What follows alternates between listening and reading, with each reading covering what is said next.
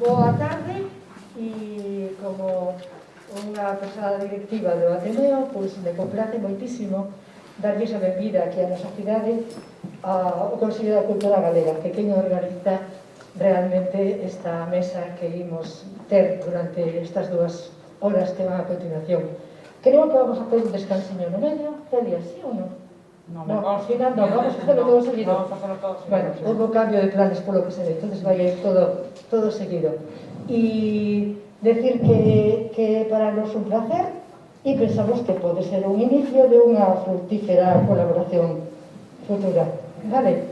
Moitísimas gracias.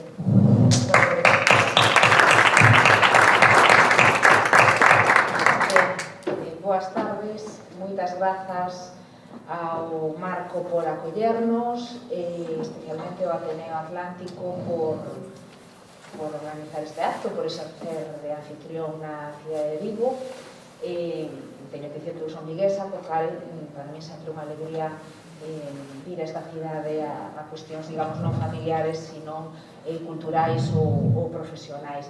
Quero darle tamén un grazas moi especial a Celia, porque en fin, a alma mater deste ciclo, e sin ela o Consello da Cultura Galega non podería ter levado nestas circunstancias tan complexas a bo porto pois un ciclo, como decíamos, de conferencias, de mesas redondas tan intenso e tan extenso xeográficamente, non?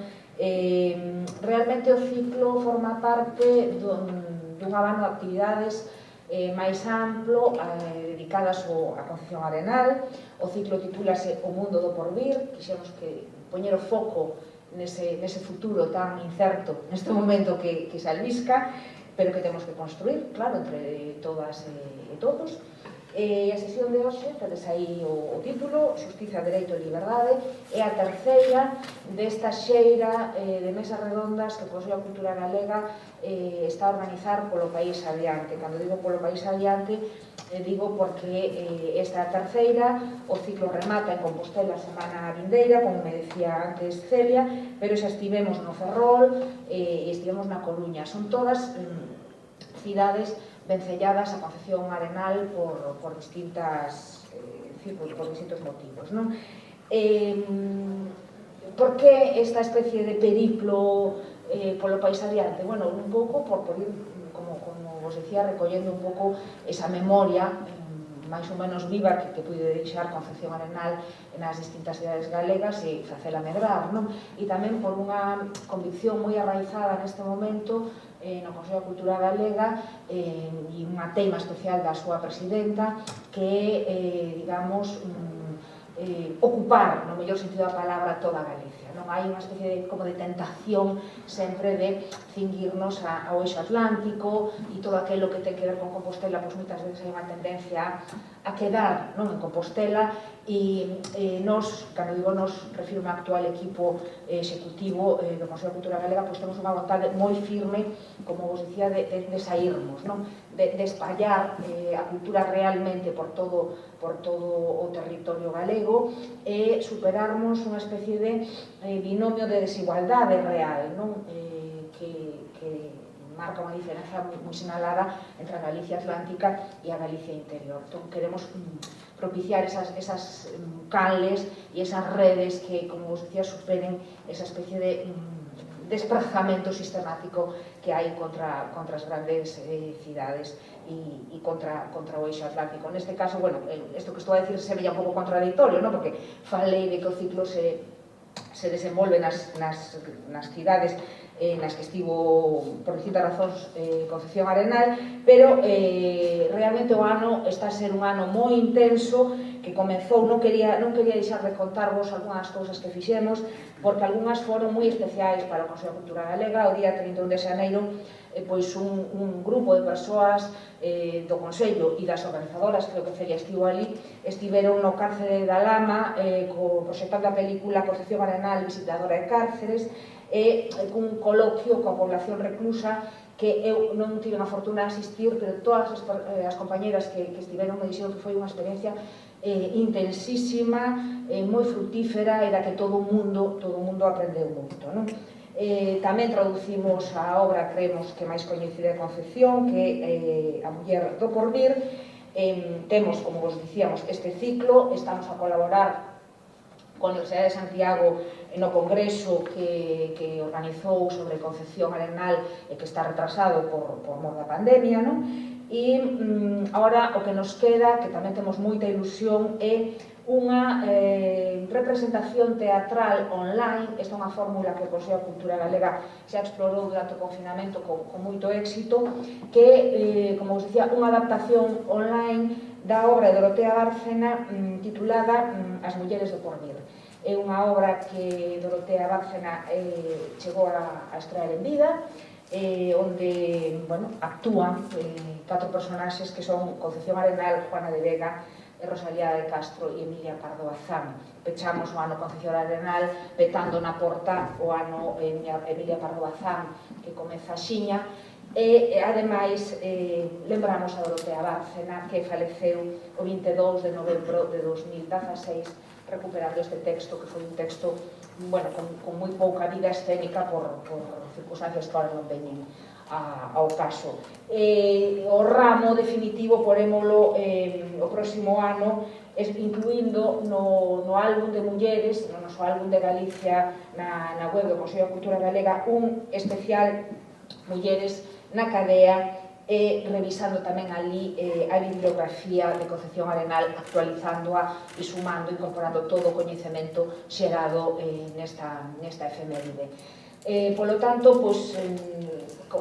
insisto nada máis que o agradecemento moi especialmente a Celia, insisto, Celia, sin ti este ciclo non sería o éxito que está a ser polo satisfeita que sea a xente e polo, como decía, o coñecemento que estamos a sumar alrededor da figura de Concepción Arenal. Eu creo que todas desta experiencia estamos a aprender que ao final a cantidade non importa tanto, que a obsesión por sumar, polo número, polas masas, pola asistencia, é un pouco irrelevante, que temos ferramentas para que o coñecemento se espalle e que o importante é estarmos aquí convencidas do sentido que ten este acto e convencidas de que imos a ir dentro dun rato por esa porta moito máis sabias e moito máis conectadas coa cultura do noso país. Por lo tanto, reitero o noso agradecemento e tamén o que ti decías, a disposición do Consello para vir a Vigo e para organizar aquí actividades e para cooperar coas institucións culturais do país, que creemos que hai aínda aquí moito por avanzar nesa sinerxia e nesa alianza de complicidades. Gracias.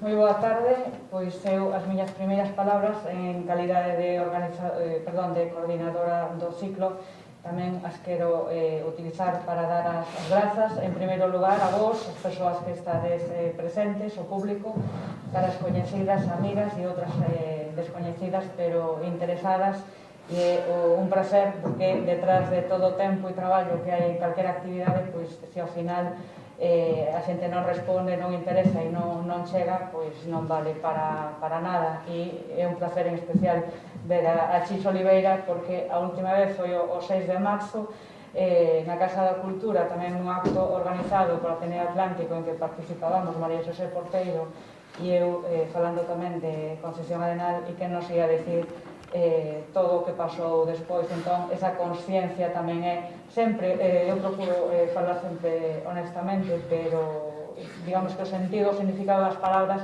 según os contextos tamén muda, e neste momento é un agradecemento profundo e vital. En segundo lugar, o Ateneo Atlántico por esta colaboración co Consello e esta acollida e boa disposición na organización e, por suposto, o marco que nos acolle, un lugar tan especial por distintas cuestións, pero tamén como foi Cárcere, pois tamén desde ese punto de vista moi acaído para un acto que pretende homenaxear a Concepción Arenal, que dedicou tantísimo tempo da súa vida, non só de estudo, sino tamén de activismo a eses espazos con todo o que significan para as vidas humanas que están dentro e que están fora. E, por suposto, o Consello da Cultura Galega, grazas, Lori, por esas palabras tan, non sei, tan emotivas respecto da miña persoa. Para min, eu agradezo tamén a confianza do Consello na responsabilidade que me deu de organizalo. É certo que foi moito tempo, traballo e complicacións, pero tamén é verdade que a satisfacción de ver que a terceira semana consecutiva que levamos en distintos lugares de Galicia falando de diversas temáticas ao redor de Concepción Arenal e que efectivamente desde a tribuna e desde o público a xente queda contenta, ao final paga todo a pena e como dixo ela, se enmarca non son actos illados, sino que se enmarca nunha vontade deliberada por parte do Consello de homenaxear como se merece o bicentenario do nacemento de Concepción Arenal, pero tamén de sacar o Consello do Pazo de Raxoi. E eu creo que é importante para o propio Consello e para a xente, para a sociedade, que ao final é o destino de todo, que sepa que existe, non só que existe, sino o que se fai ali, que o destino en definitiva é a xente e a cultura galega. E, por suposto, grazas a Gonzalo Quintero Olivares, que como vedes, como vedes non, pero vedes que somos dúas persoas, por lo tanto, o que non somos é tres. Entón, Gonzalo Quintero Olivares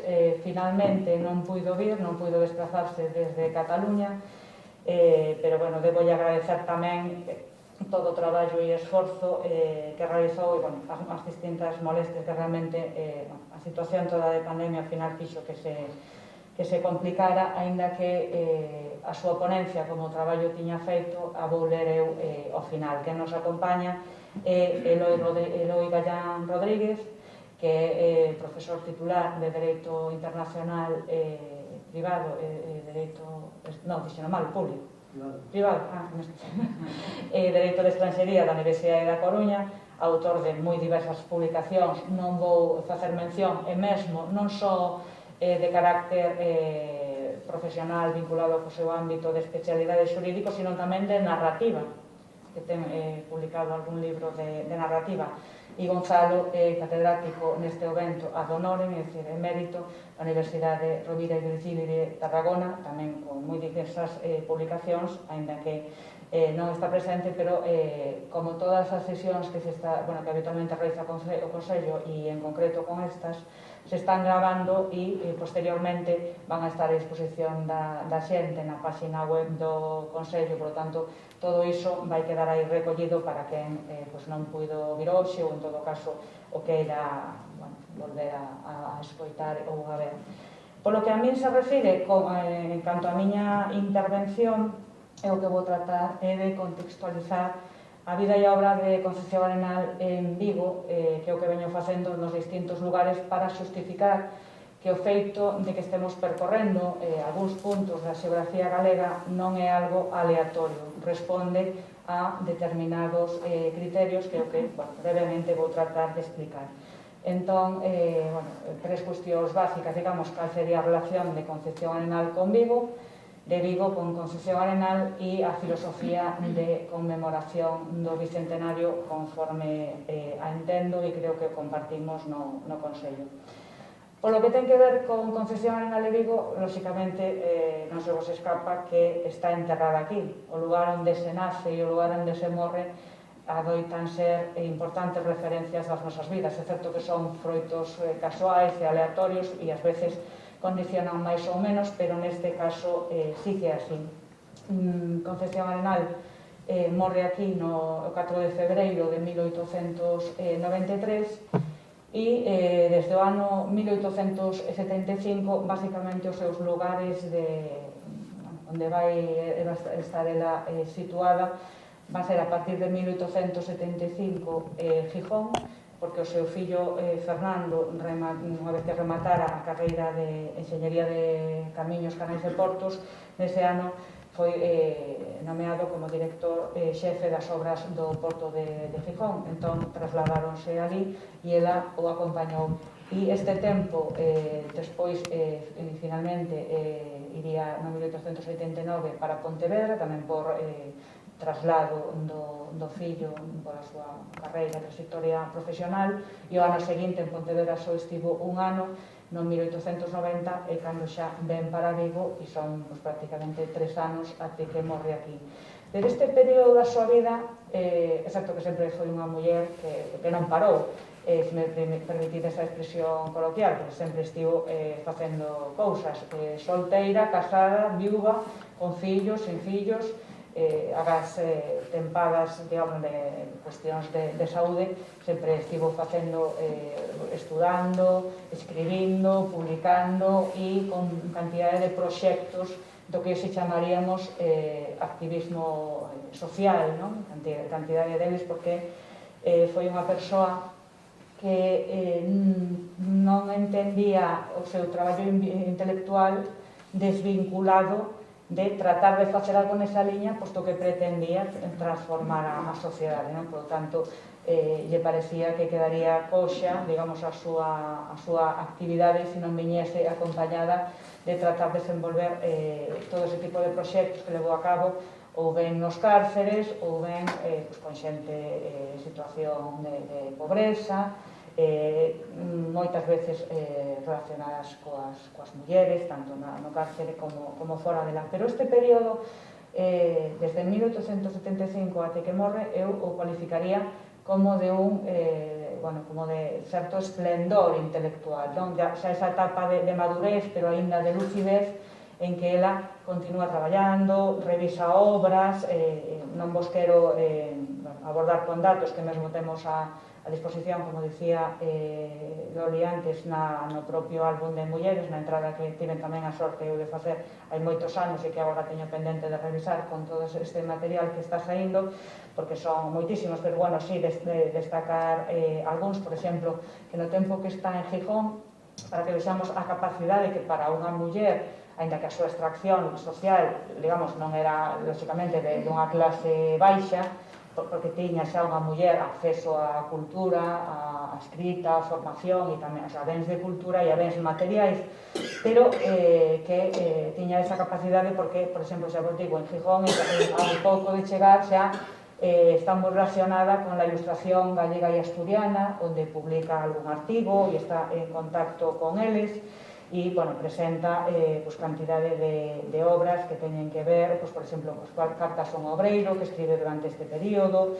ou con traballo sobre a obra de Feijóo, ou coa instrucción del pueblo. Eu quería destacar, por exemplo, no ano 1879, ensayo sobre el derecho de gentes, porque como Eloi profesor de Dereito Internacional e vai falar, entendo, sobre todo como nesa parte, pois é algo que é unha obra que teño eu aquí, é unha monografía que está ademais prologada por Gumersindo de Azcárate, un home vinculado coa institución libre de enseñanza, coa filosofía krausista, que tamén co mundo do dereito, e xa é unha obra, el Refibio ten un extenso prólogo, unha introducción que lle dedica, e é unha obra xa, de unha persoa xa, digamos, consolidada, non?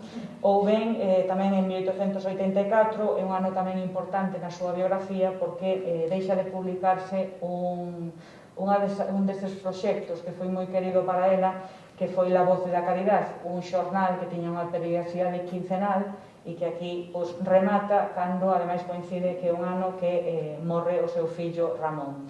Ela tivo 3 fillos, unha muller que era chamada igual que ela, Concepción, que morreu sendo moi pequeniña, Ramón, que morre no 84, e só Fernando, que na sobrevive e que na acompaña durante a maior parte da súa vida.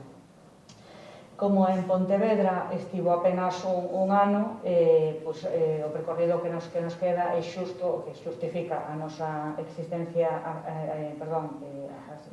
a ubicación desta xornada aquí, este período de 3 anos en Vigo. A verdade é que, revisando o que fixo neste período, que por outro lado xa é unha muller maior, teñamos en conta, claro, estamos falando de hai moito tempo, a percepción e digamos, de como os anos daquela non son os de agora, sabémolo por empirismo biográfico, pero morre con 73 anos, por tanto, os últimos anos de Vigo estamos falando dos 70 aos 73, e realmente percorrer a lista de actividade é tremendo para unha muller aquela altura xa desa idade. No propio 1890, por exemplo, envía 2 informes a congresos penitenciarios internacionais. Un sobre os incorrexibles, o de San Petersburgo, e outro sobre os patronatos dos reclusos e a protección dos nenos moralmente abandonados, o de Amberes. Porque, curiosamente, e isto abordaremoslo na última sesión, coa que pechamos a semana que ven, que a proxección internacional do traballo de Concepción Arenal, aínda que nunca, non hai constancia de que nunca saíse do territorio español, sí que tivo unha tremenda repercusión internacional e, por exemplo, esta participación en congresos internacionais, aparte con traballos que foron moi ben recibidos, ou, por exemplo, ano seguinte, que escribe unha obra que se titula El visitador del preso, e que tamén ten esa curiosidade por ese vínculo internacional, que se publicou antes en francés que en español. No ano 1892, por exemplo, sigue correxindo as súas obras completas. De feito, a súa produción literaria é moi ampla, son moitos os volumes das súas obras completas. Envía tamén 2 traballos ao segundo Congreso Pedagóxico Hispano-Portugués Americano, un sobre a instrucción del obrero e outro sobre la educación de la mujer. Insisto, non participou personalmente, pero formou parte da mesa de honra e do comité organizador. Escribiu outro libro que se titula El delito colectivo. Este era coa idea de enviálo ao Congreso de Antropoloxía Criminal de Bruselas, pero por motivos de saúde non puido presentalo en prazo e despois de aí a publicación. E tamén a esa altura volve a revisar outro libro importante na súa trayectoria, que é La igualdad social e política, obra que de todas maneiras quedou inédita e que foi publicada despois póstumamente. E respecto á proxección internacional, estaba facendo tamén un traballo para o Congreso Internacional de Chicago sobre a educación da muller, que tampouco non puido rematar, porque finalmente morreu, como vos dicía antes, e como probablemente xa sabedes, o 4 de febreiro de 1893, e estando enterrada na actualidade no que é en Pereiro, que no outro momento era na Mestalla o cemiterio de Picacho, e actualmente en Pereiro, onde, como sabedes, hai un monumento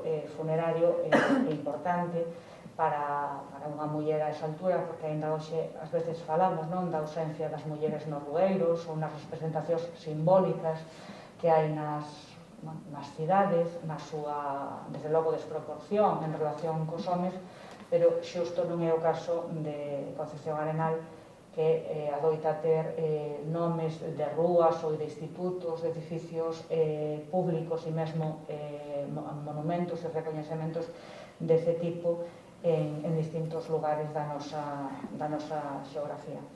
Respecto da segunda cuestión, de cal é a relación de Vigo con Concepción Arenal, a min gustaríame destacar, a min se me antolla pola súa curiosidade, por distintos motivos, a sesión artística e literaria que se dedicou o 10 de setembro de 1897 no Teatro Tamberlik. O detonante foi que dúas persoas, dous homes, a ver se digo ben, Alberto García Ferreiro e Nondedeu, tiveron a iniciativa que foi pioneira en todo o país, de erixirlle un monumento na cidade de Ourense. Pero esa iniciativa local pretenderon estendela por aquelo de recaudar os fondos necesarios aos distintos lugares de Galicia, e entón iso foi o que fixo en concreto que viñeran a Vigo. Xa vedes que, morreu en 1893 e a iniciativa xa xurde a esa altura, pero claro, facían falta os fondos necesarios. Entón, 4 anos despois, desde que aínda non eran suficientes, entón organizan esta velada artístico-literaria. Alberto García Ferreiro, que me dixen antes, e non lembraba o nome de Nomdedeu, que é Vicente Nomdedeu Pardo. Xa o programa, o que o anuncio, a mí me parece curioso porque teñamos en conta, eu o vou repetir porque polo menos para a mí me sorprende, é dicir, 1897, ainda non rematara o século XIX. A velada publicítase así: velada que como tributo de homenaje a la venerable e inmortal pensadora gallega doña Concepción Arenal, organizada por los señores, xa non os repito porque o dixen antes os seus nomes, con el fin de acrecentar la suscripción abierta para erigir en la ciudad de Orense un monumento que perpetúe la memoria de la insignia autora del Visitador del Pobre, se celebrará el día 10 del corriente a las 8:30 en punto, que chama a atención, 8:30 en punto, de la noche, bajo la presidencia del señor don Alfredo Brañas Menéndez, catedrático de la Universidad de Santiago, con la cooperación de la eminente actriz dramática doña Balbina Valverde y del notable violinista don Antonio Fernández Bordas. Isto tamén por a notable actriz me leva a Dorotea Bárcenas e o ben que encaixa todo nos actos de homenaxe. Entón, en primeiro lugar, hai un de carácter artístico, entón hai unha programación musical, unha serie de lecturas de poesía, algunha, por exemplo, da propia Concepción Arenal que lle dedicou a Méndez Núñez, porque na extensa produción literaria de Concepción Arenal o que máis hai é ensaio ou artigos vinculados con cuestións de carácter social, pedagóxico e xurídico fundamentalmente, pero tamén hai unha parte non tan destacada e probablemente non tan brillante, pero que existe tanto de poesía, que sirve sobre todo como a canle de expresión de vivencias, de desafougos e outras de narrativa, de novela, mesmo teatro, entón, e outras que se dedican a ela. Pero en relación co discurso de Alfredo Brañas, por exemplo, hai algunhas cuestións que me gustaría destacar, porque unhas nos dan esa dimensión do percorrido histórico e outras teñen que ver coas propias consideracións que fai respecto de Concepción Arenal. Por exemplo, di Alfredo Brañas: mis buenos amigos de la comisión organizadora, señores García Ferreiro y Nomdedeu, han echado sobre mis hombros un peso que solo pudiera soportar un Atlante. Y he aceptado, os lo juro, este grave compromiso por gratitud a los que tanto me distinguen y llevado también de mi profunda admiración hacia la inmortal criminalista gallega. Os prometo que he de ser breve.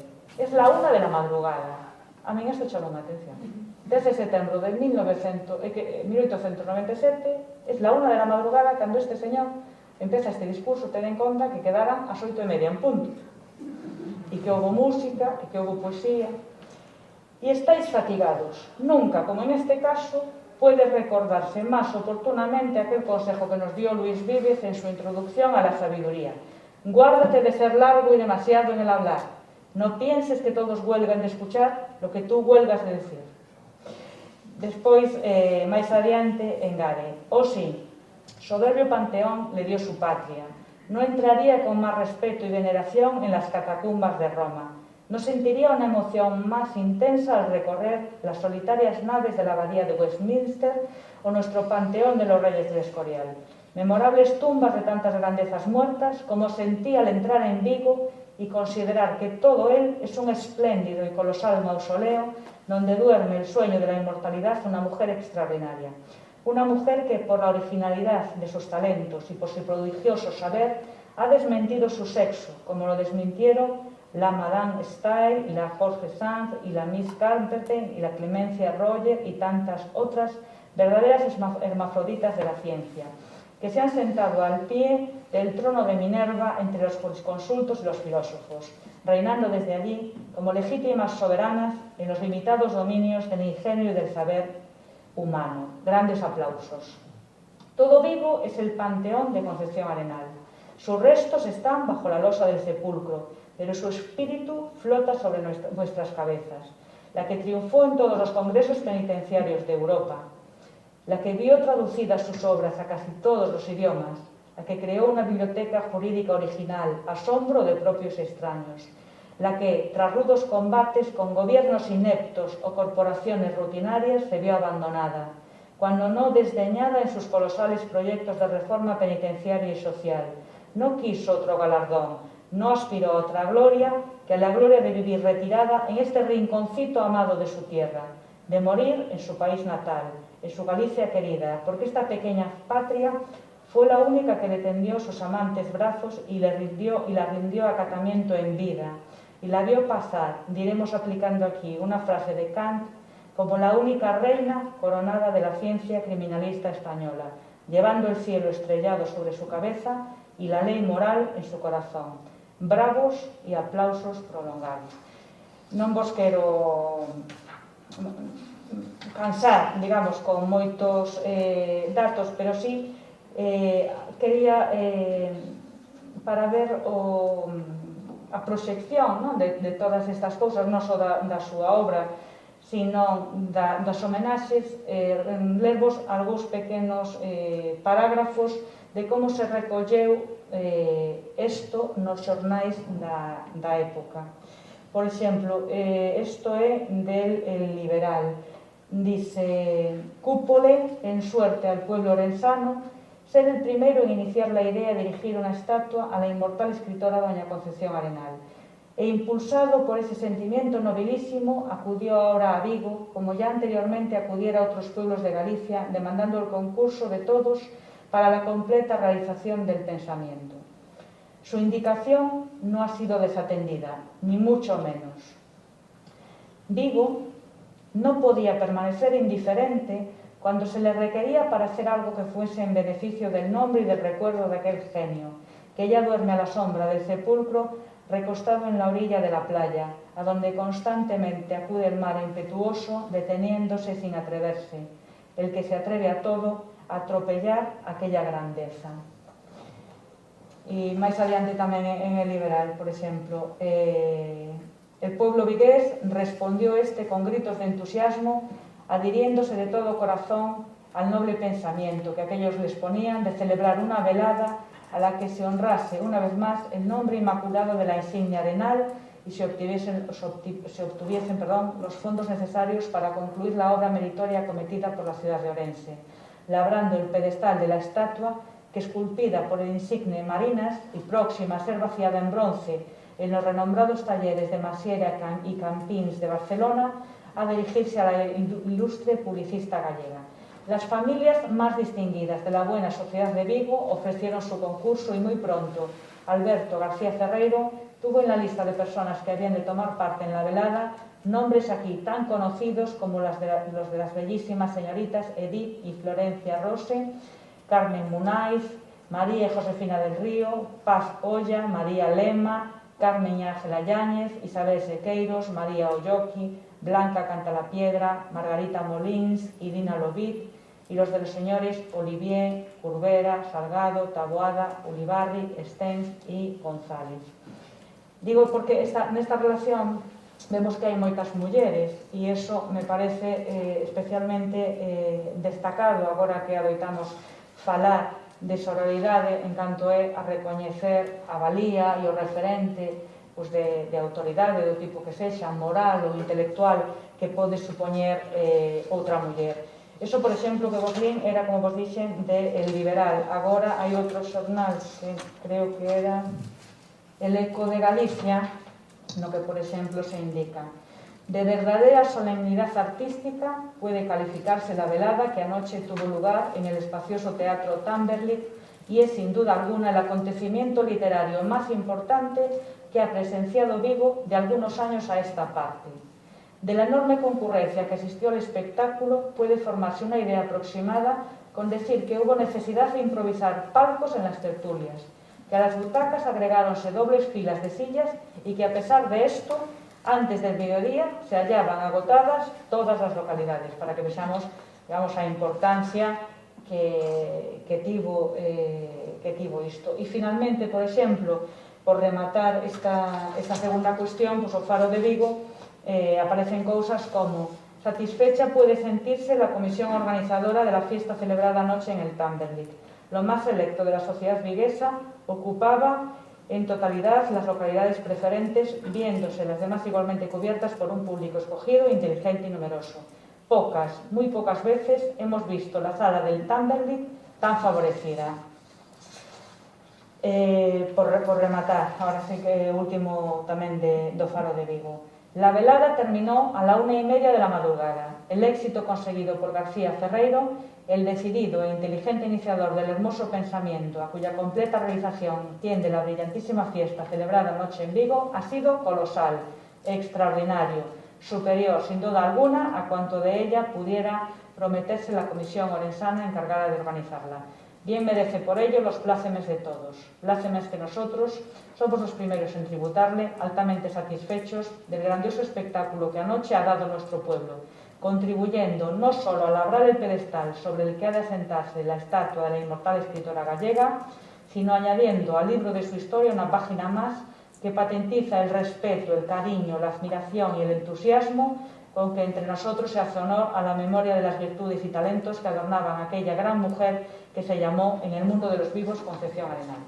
E finalmente, para rematar, gustaríame, respecto da filosofía coa que conmemoramos este bicentenario do nacemento de Concepción Arenal, lembrar as palabras que no seu día lle dedicou Manuel Casas Fernández, que foi alcalde da Coruña. Como dices, outro día na Coruña non só foi alcalde Paco Vázquez, eso por un lado, e por outro non quero desaproveitar a ocasión para tamén citalo en Vigo, porque me gusta moito a filosofía que subxace a Xurxo Souto cando di Vigo e a Coruña son a mesma cidade, non? Entón, por aquelo da irmandade que ten que ver, tamén que ver con esta filosofía inspiradora da presidenta do Consello, que tamén compartimos deste sair fora. Só tamén algúns paragrafiños pequenos respecto desto que debemos agora, eu creo que, asumir, salvando quizáis a distancia na terminoloxía ás veces que se nos fai un pouco extraña. Dicía Manuel Casas Fernández que, aparte de alcalde da Coruña, foi un gran estudoso e divulgador da obra de Concepción Arenal. E dicía que isto tamén é relevante a altura de decembro do ano 1918, é dicir, cando quedaban 2 anos, non completos, pero case 2 anos para que se producise o primeiro centenario do nacemento, non?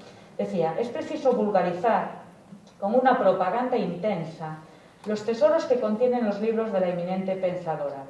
Es increíble, ha dicho Cánovas del Castillo, tanto que llega a ser maravilloso para los que de una vez recorran sus obras, la cantidad inmensa de pensamientos y de ideas que en ellas hay. No es prematuro pensar en la conmemoración del centenario de su natalicio. No debe limitarse a un acontecimiento local. La figura de la inmortal autora del Visitador del Pobre no puede contenerse en estrecho marco. No cantó ni lloró para unos cuantos. Su voz se extendió con alas divinas para todas las almas. Dorado Montero, Armengol, Azcárate, Salillas, Cánovas del Castillo en España, Reuder, Güines, Lombroso e ilustres sabios en los congresos penitenciarios en el extranjero han loado con caluroso elogio la obra de Concepción Arenal. Todos cuantos en España y en el mundo civilizado sientan devoción por el apostolado de amor y de piedad de Concepción Arenal deben asociarse al proyecto de rendir un homenaje de universal simpatía a tan ilustre mujer.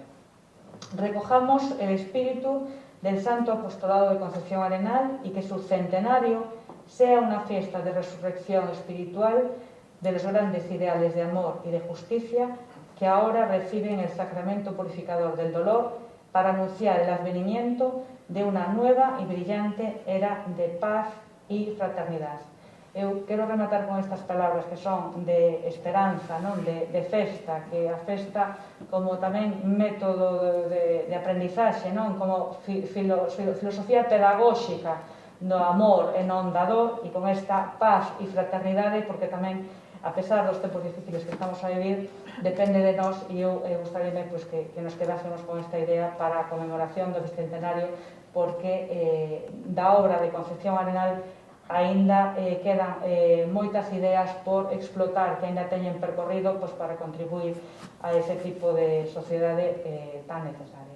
E moitas grazas pola vosa atención e atenta escoita.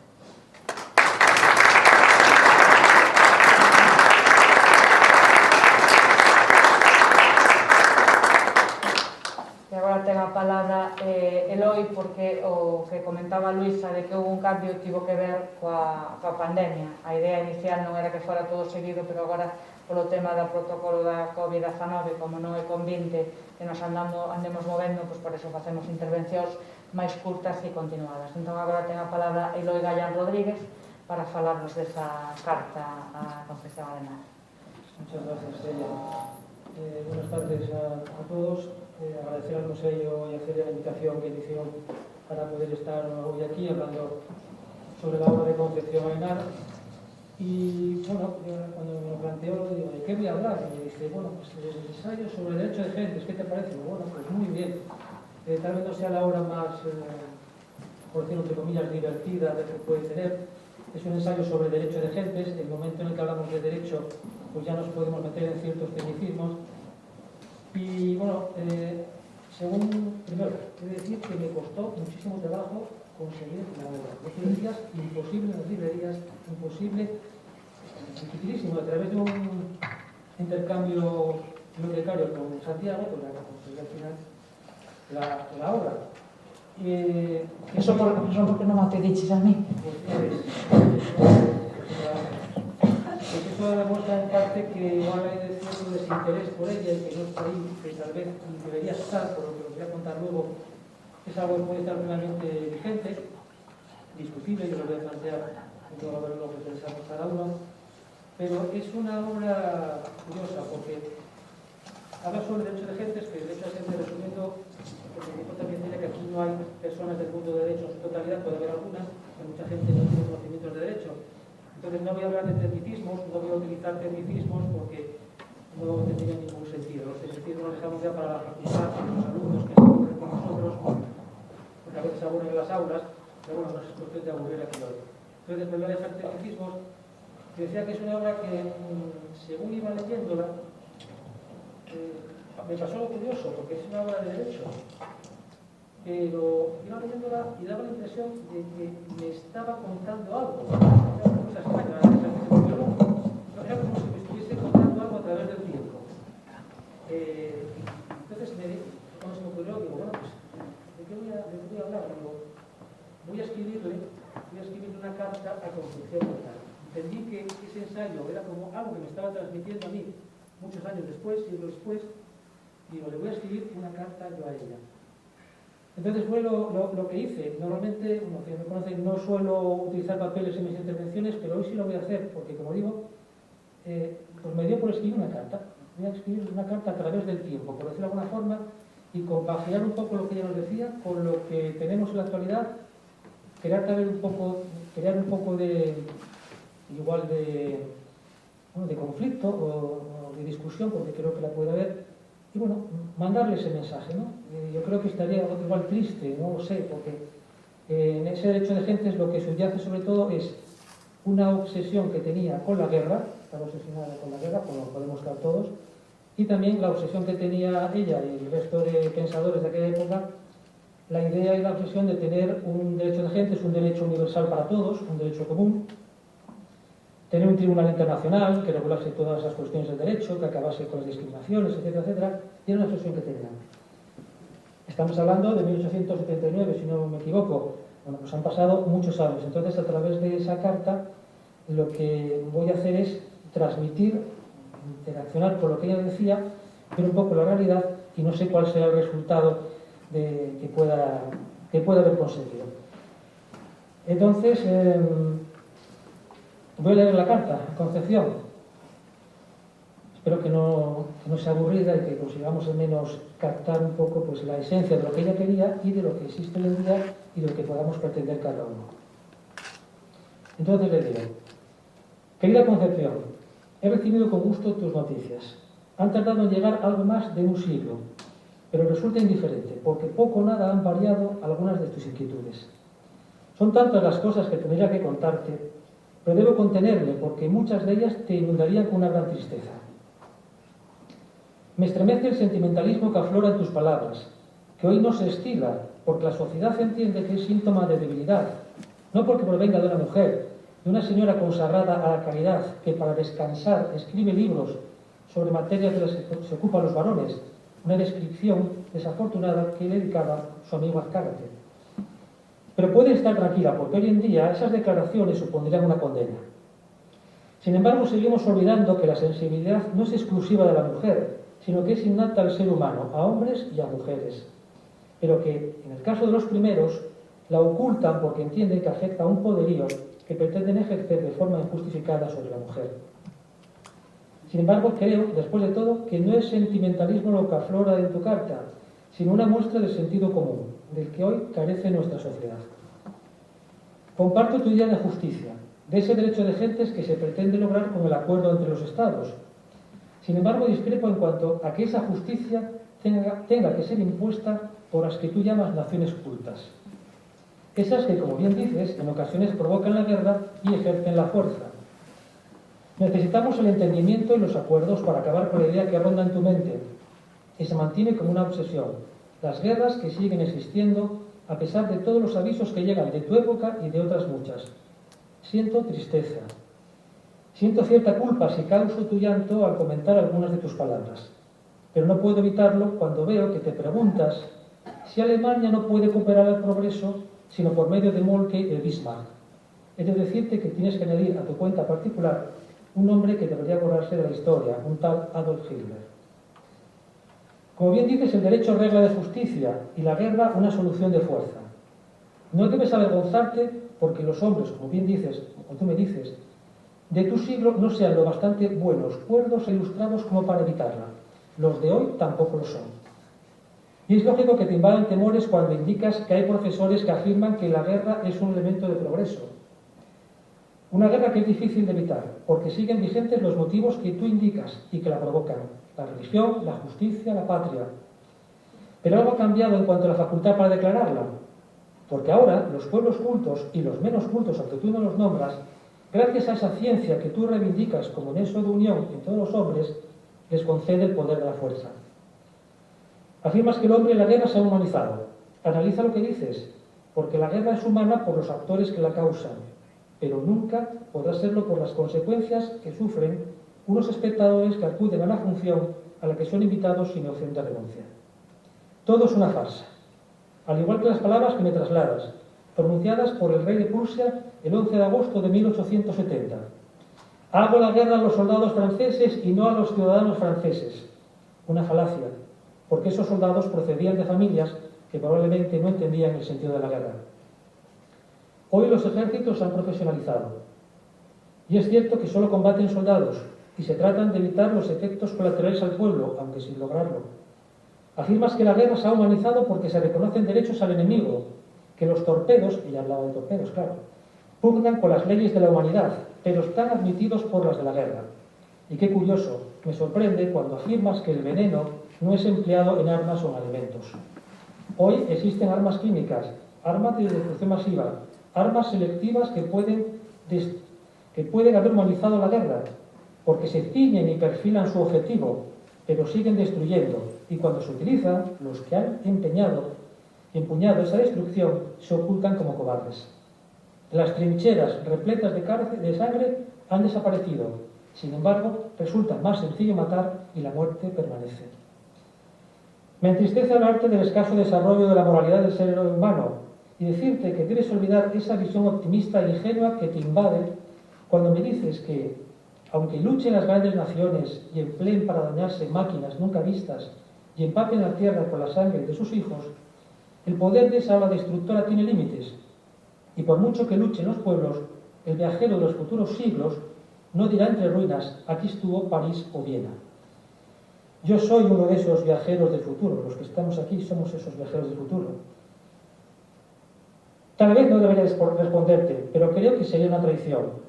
2 guerras mundiales, 100 millones de muertos, sí, 100 millones, familias, amores, amistades, sueños frustrados, guerras de las que curiosamente París se salvó.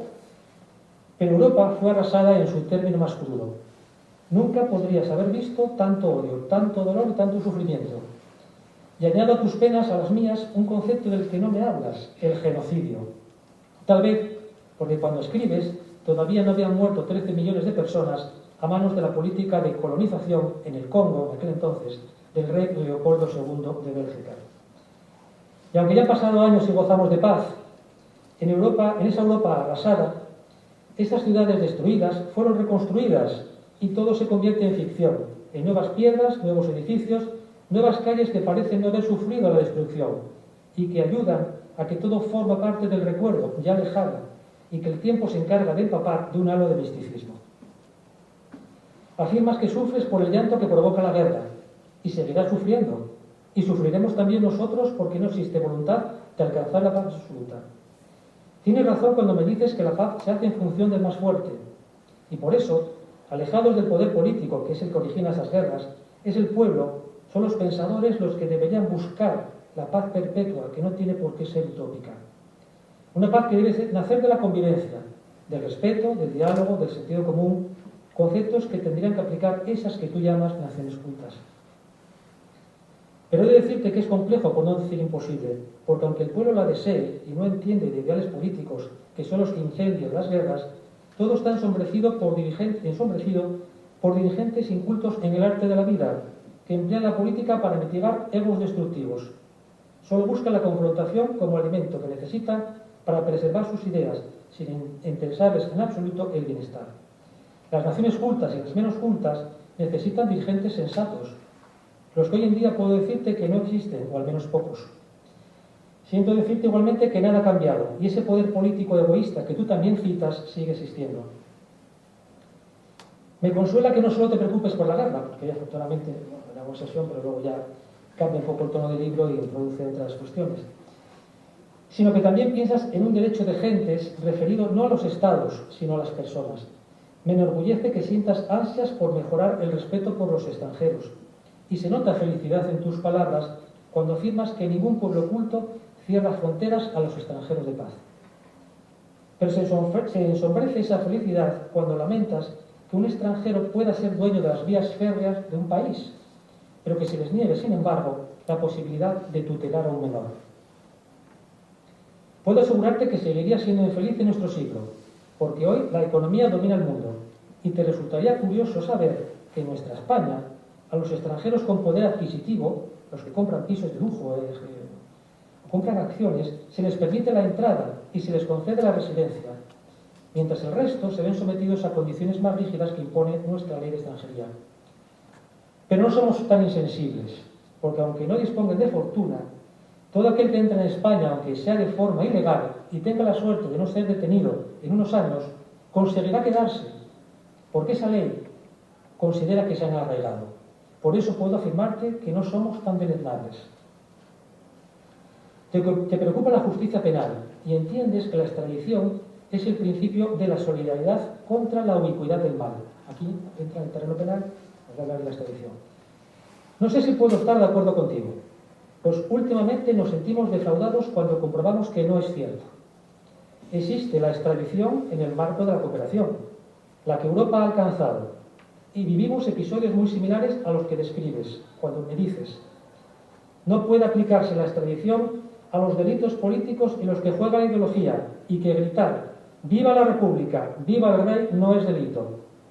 Algunos hoy se alegrarían de tus afirmaciones, pero yo les diría que aguarden, que se contengan y que acaben de leer tus palabras.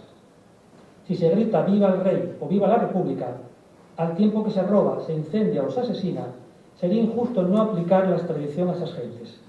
He de decirte que esa unidad europea de la que nos vanagloriamos hoy en día y que hemos alcanzado está rota en una cuestión tan importante como la extradición.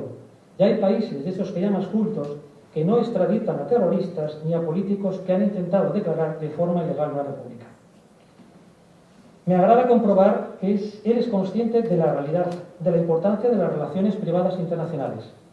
En efecto, los extranjeros se casan, se asocian, hacen testamentos, adoptan, contratan. Y te lamentas porque no existe una legislación común, una jurisprudencia internacional. Esta es otra de sus grandes obsesiones junto con la gente de la época. Hoy te sentirías orgullosa porque tus sueños se han cumplido, Disponemos de legislaciones comunes y también algo que tú y todos los amigos de los que me hablas ansiáis, tribunales internacionales.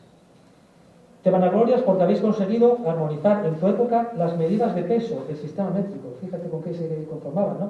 Con armonizar el sistema métrico. Pero, salvo Inglaterra. Hoy hemos logrado armonizar mucho más los contratos, la responsabilidad civil, el reconocimiento de sentencias extranjeras. Y al igual que en tu época, la historia se repite. Y el Reino Unido recientemente se rebela y decide abandonar la Europa económica y jurídica. Tal vez sea el inicio de una opción que otros puedan imitar.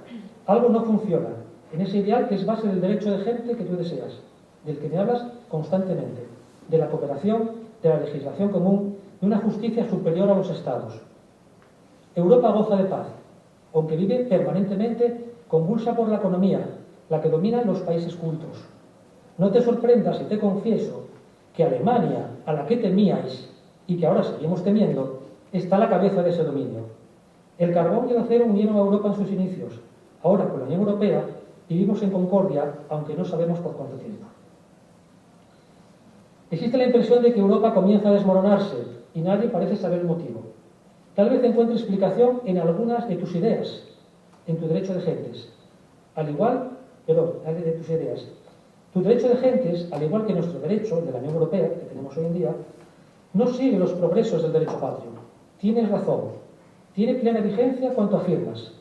El derecho patrio se conoce, se quiere, hay una ley que lo define, hay tribunales que aplican la ley. Al contrario, el derecho internacional se desconoce, no se quiere, no hay tribunal alguno.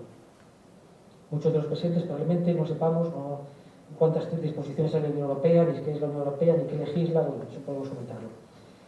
Es cierto que desconocemos el derecho internacional, ese derecho construido en la Unión Europea por instituciones que los ciudadanos desconocen, en las que participan dirigentes que juegan a sentirse poderosos y que a pesar de las leyes y acuerdos que nos unen, se mueven por intereses políticos estatales. Hemos logrado algo que deseabais y que probablemente nunca hubierais imaginado. Un Parlamento Europeo en el que se sientan representantes de todos los países, que supera vuestra ilusión por ver sentados en un Parlamento a un francés y a un prusiano. No sabemos a qué precio, y el pueblo tampoco, al igual que votan a sus representantes sin conocer sus programas. Nos dejamos llevar por la brujería de la política y los dirigentes aprovechan de esa ignorancia, la misma que se empleó como arma para construir la Unión Europea. Europa tiene cimientos débiles, al haberse construido desde arriba abajo, como un juego entre dirigentes sin contar con el pueblo, que se limitó a votar una unión sin conocer las consecuencias. Puedo asegurarte, como se dice hoy en día, que la gente pasa de Europa. Sin duda debe satisfacerte saber que se ha conseguido, al menos en teoría, la universalización del derecho. La ONU, la Declaración de los Derechos del Hombre, el Tribunal Internacional de Justicia. Y ahora se respeta todo tipo de derecho y todo lo que podrías haber diseñado o imaginado ahora es realidad. Una realidad en la que un Tribunal de Justicia Europeo dicta sentencias que debemos cumplir y que tratan de aunar intereses. Pero son tantas las dictadas, tantas resoluciones, tanto los problemas de interpretación que se plantean los jueces nacionales, que todo se convierte en un cúmulo de disposiciones inabarcables, incluso para los propios juristas, que en ocasiones tratan de burlarlas y aplicar nuestras leyes nacionales. Y también disponemos de un Convenio Europeo de Derechos Humanos y su correspondiente tribunal, que ha velado y vela por la igualdad de la mujer, por el trabajo digno, por la defensa de los derechos del niño. Un tribunal que aplica un derecho de gentes contenido en el Convenio Europeo de 1958. Sobrepasado por el tiempo, pero que empieza a crear desajustes entre los tribunales constitucionales de los Estados miembros y sus legislaciones. Y todo porque los jueces del Tribunal Europeo de Derechos Humanos interpretan el derecho según la evolución de la sociedad.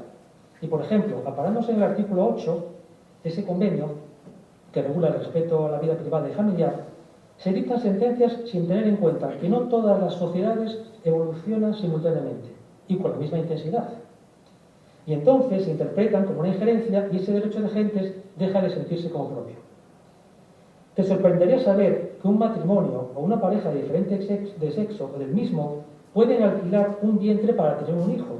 Sí, se puede alquilar el vientre de una mujer para que dé a luz a un hijo tuyo. Pero no todos los países lo admiten y uno de ellos es el nuestro. Y lo que ocurre es que cuando algún ciudadano no consigue lo que quiere en su país, se va a otro donde sí puede lograr sus pretensiones. Luego, el Tribunal Europeo de Derechos Humanos ampara los derechos del niño que ha nacido y obliga a los Estados a cumplir sus sentencias, que no sienten como suyas, y obligan a cambiar las legislaciones internas aun cuando la sociedad no ha asimilado determinadas conductas. Y permite así el tribunal que un niño pueda tener dos madres y un padre. ¿Me entiendes? Creo que no. Y aquí es donde tal vez debamos tener en cuenta que la civilización es una, pero las culturas son múltiples. Como ya te he dicho, aprecio tu sensibilidad, la que muestras cuando hablas en tu carta en varias ocasiones del amor, que también habla de forma literada, utiliza el término amor en muchas ocasiones. Cuando dices que la ley firmada por todas las naciones civilizadas es una ley de amor, cuando afirmas que aumenta las simpatías entre los científicos de todos los países que fraternizan en el amor a la ciencia, cuando afirmas que el derecho es universal y que el amor habla todas las lenguas, cuando afirmas que la ciencia y el amor se hacen cosmopolitas. Y lo triste es que tienes razón, pero a pesar de ello, con toda probabilidad, serías objeto hoy en día de mofa si intervinieras en cualquier foro, más aún si fuera político, porque hablar de amor implica debilidad, sensibilidad, conceptos ausentes en la realidad en la que vivimos, en unas relaciones sociales que han cambiado y el respeto a los valores esenciales se ha perdido. Y no quiero hablar de lo que podrían decirte cuando afirmas que de fuentes puras va a brotar el derecho de gentes. Jesús muriendo en el Calvario, legando al mundo la religión del amor. Cuando afirmas que la religión es el apóstol de las gentes.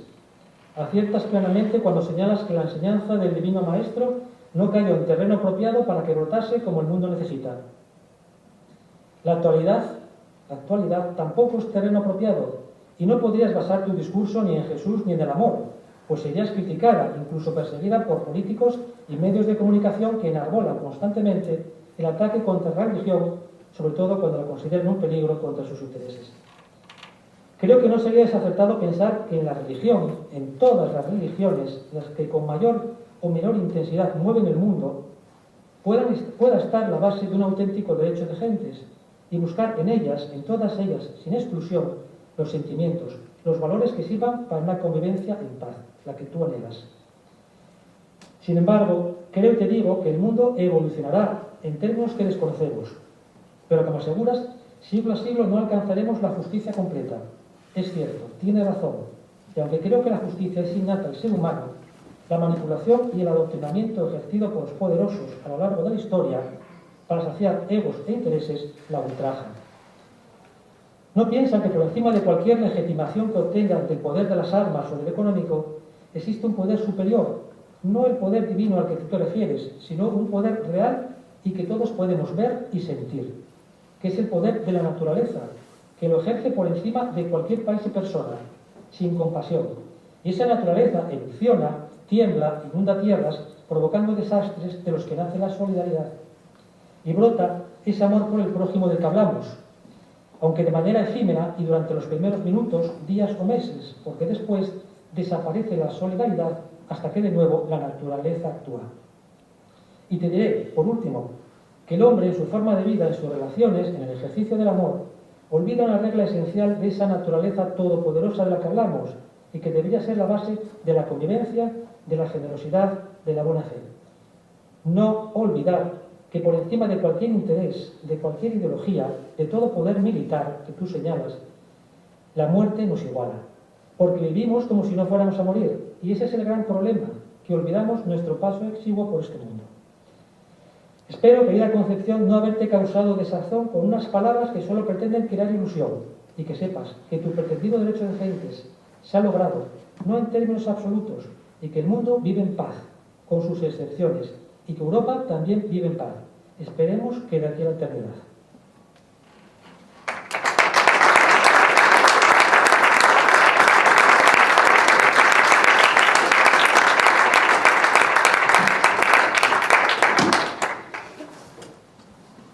Pues para finalizar antes do coloquio, xa que Gonzalo Quintero Olivares, ainda que non puido oír, cumpriu a súa parte, fixo o seu traballo, pois vou tratar de lelo a altura das súas palabras. Concepción Arenal en la historia penal española. El contexto histórico e ideológico. La ideología positivista se había extendido por Europa durante la segunda mitad del siglo XIX. Contribuyeron factores intelectuales, la obra de Comte, y científicos, la de Darwin. Frente a ella se alzaron la tradición cultural, la Iglesia y todos los movimientos conservadores. España no fue una excepción, al contrario. En España la fuerza conservadora antipositivista era más fuerte que en otros estados europeos.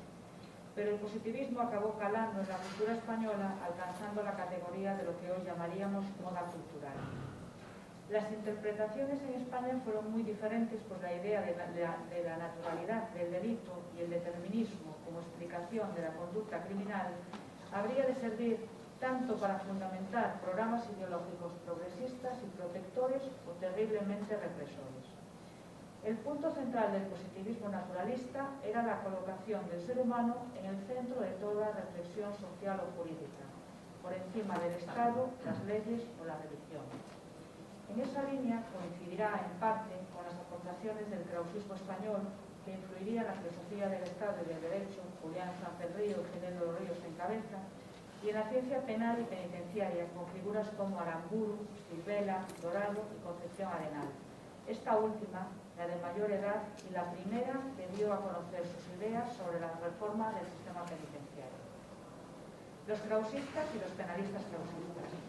Aún hoy se considera extraño hasta cierto punto el fenómeno krausista, que fue el desarrollo en España de las ideas de un filósofo alemán, Krauss, que en su país apenas tuvo resonancia y que fueron transmitidas a los estudiosos españoles por sus discípulos, especialmente Rode. La influencia de los krausistas españoles fue muy grande y se plasmó no solo en la filosofía y la filosofía del derecho, sino en la concepción misma de la cultura y de la libertad. Entre sus máximas aportaciones hay que citar la fundación en 1876 de la Institución Libre de Enseñanza, auténtica bestia negra de la Iglesia y de todo el conservadurismo español. El krausismo tuvo en Julián Sanz del Río, primer promotor, y a Gumersindo de Azcárate y Francisco Ginés de los Ríos a sus más importantes representantes, y pronto atrajo a los espíritus humanistas, entre ellos a Concepción Arenal, que publicará distintos estudios en el boletín de la Institución Libre de Enseñanza, en que también lo hará otra de las grandes mujeres de la época, Emilia Pardo Bazán, que compartía con doña Concha muchas preocupaciones, en especial la de la discriminación educativa hacia las mujeres. El krausismo promovía la necesidad del cambio social en España, esencialmente por la vía de la educación y la cultura, y de ahí sus grandes aportaciones a la pedagogía, que se inscribían en su proyecto general de modernización de España y librarla de los grandes vicios que la lastraban secularmente, entre los cuales destacaban la dureza represiva con los desfavorecidos y el dominante poder de la Iglesia. No me extenderé en lo que fueron y pretendieron aquellos personajes, pero hay que tener en cuenta sus ideas, en especial las de Ginés de los Ríos, para comprender cómo en la ideología krausista ocupaba un papel central el derecho, como instrumento idóneo para el cambio y para una convivencia equilibrada que devolviera al ser humano el papel central que le correspondía y que había sido difuminado por la fuerza de la tradición, el clericalismo y el autoritarismo. El krausismo jurídico se presentaba en España como una alternativa al pensamiento naturalista más conservador e intenta influir en las ideas jurídicas prácticas. La tarea era harto difícil en aquella España. Los obstáculos que se alzaban ante unos individuos que creían en la libertad intelectual son fácilmente imaginables en una sociedad tan conservadora como la española, en la que las ideas de cambio solo pudieron avanzar durante el breve paréntesis del llamado sexenio democrático o revolucionario, que fue precisamente la época en que Concepción Arenal ocupó sus cargos.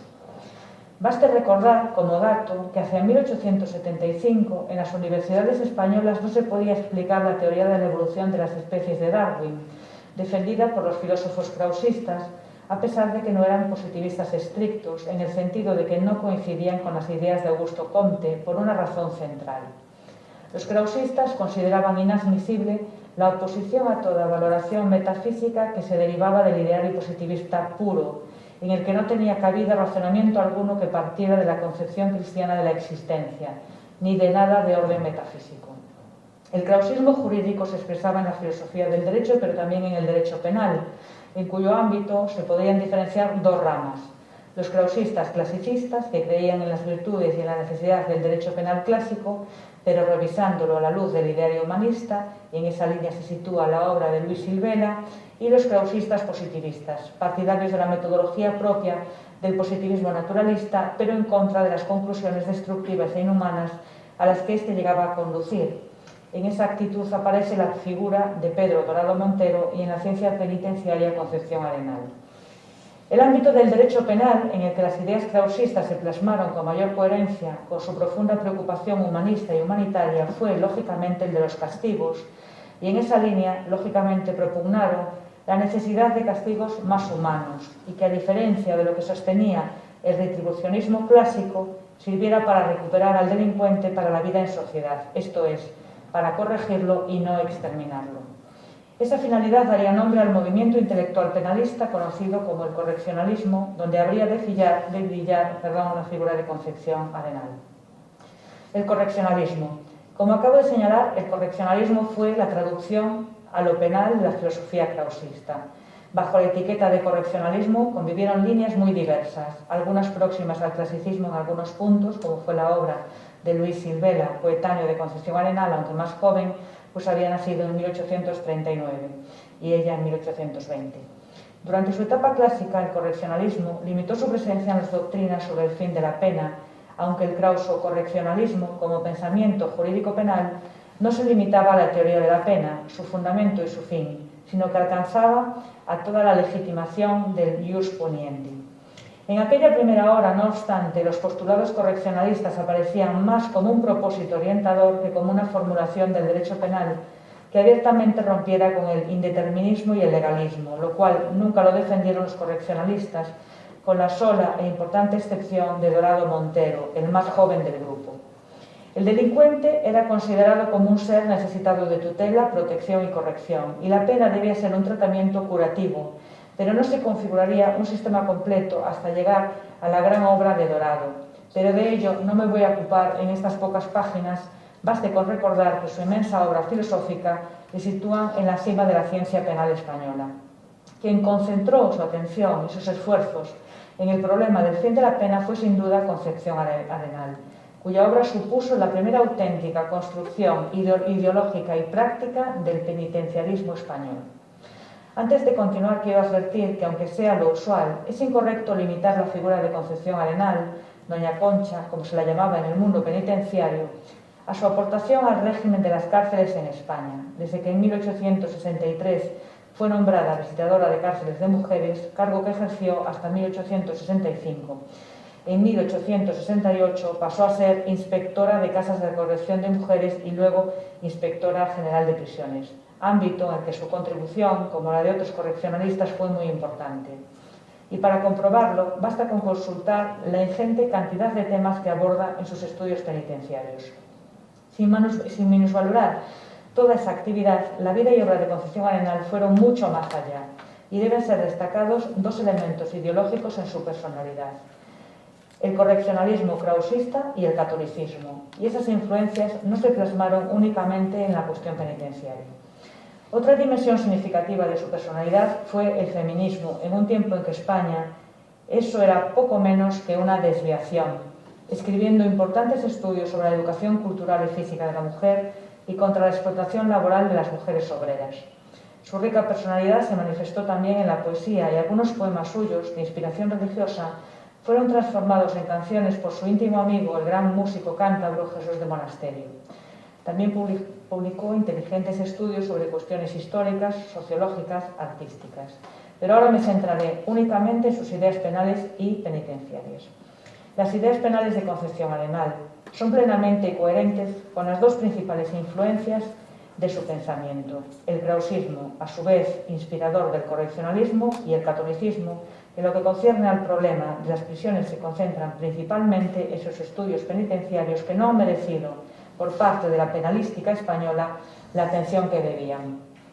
Es importante comprender que el problema de las prisiones era solo uno de los objetos de sus preocupaciones humanistas, que alcanzaban a la pobreza, la marginalidad, los enfermos, los mutilados de guerra y, en suma, todos los objetivos que abarca la virtud de la caridad, que en ella era un principio ético anterior al derecho, como puede comprobarse en uno de sus más importantes textos, La beneficencia, la filantropía y la caridad, memoria premiada por la Real Academia de Ciencias Morales y Políticas en el curso de 1860, en el que el mensaje central no se limitaba a exhortar a la práctica de la caridad y la beneficencia como deberes cristianos, sino especialmente a la necesidad de que el Estado y los poderes públicos asumieran eso como parte obligada de sus deberes, de los que no podía abdicar, entendiendo que todo eso eran problemas de los particulares.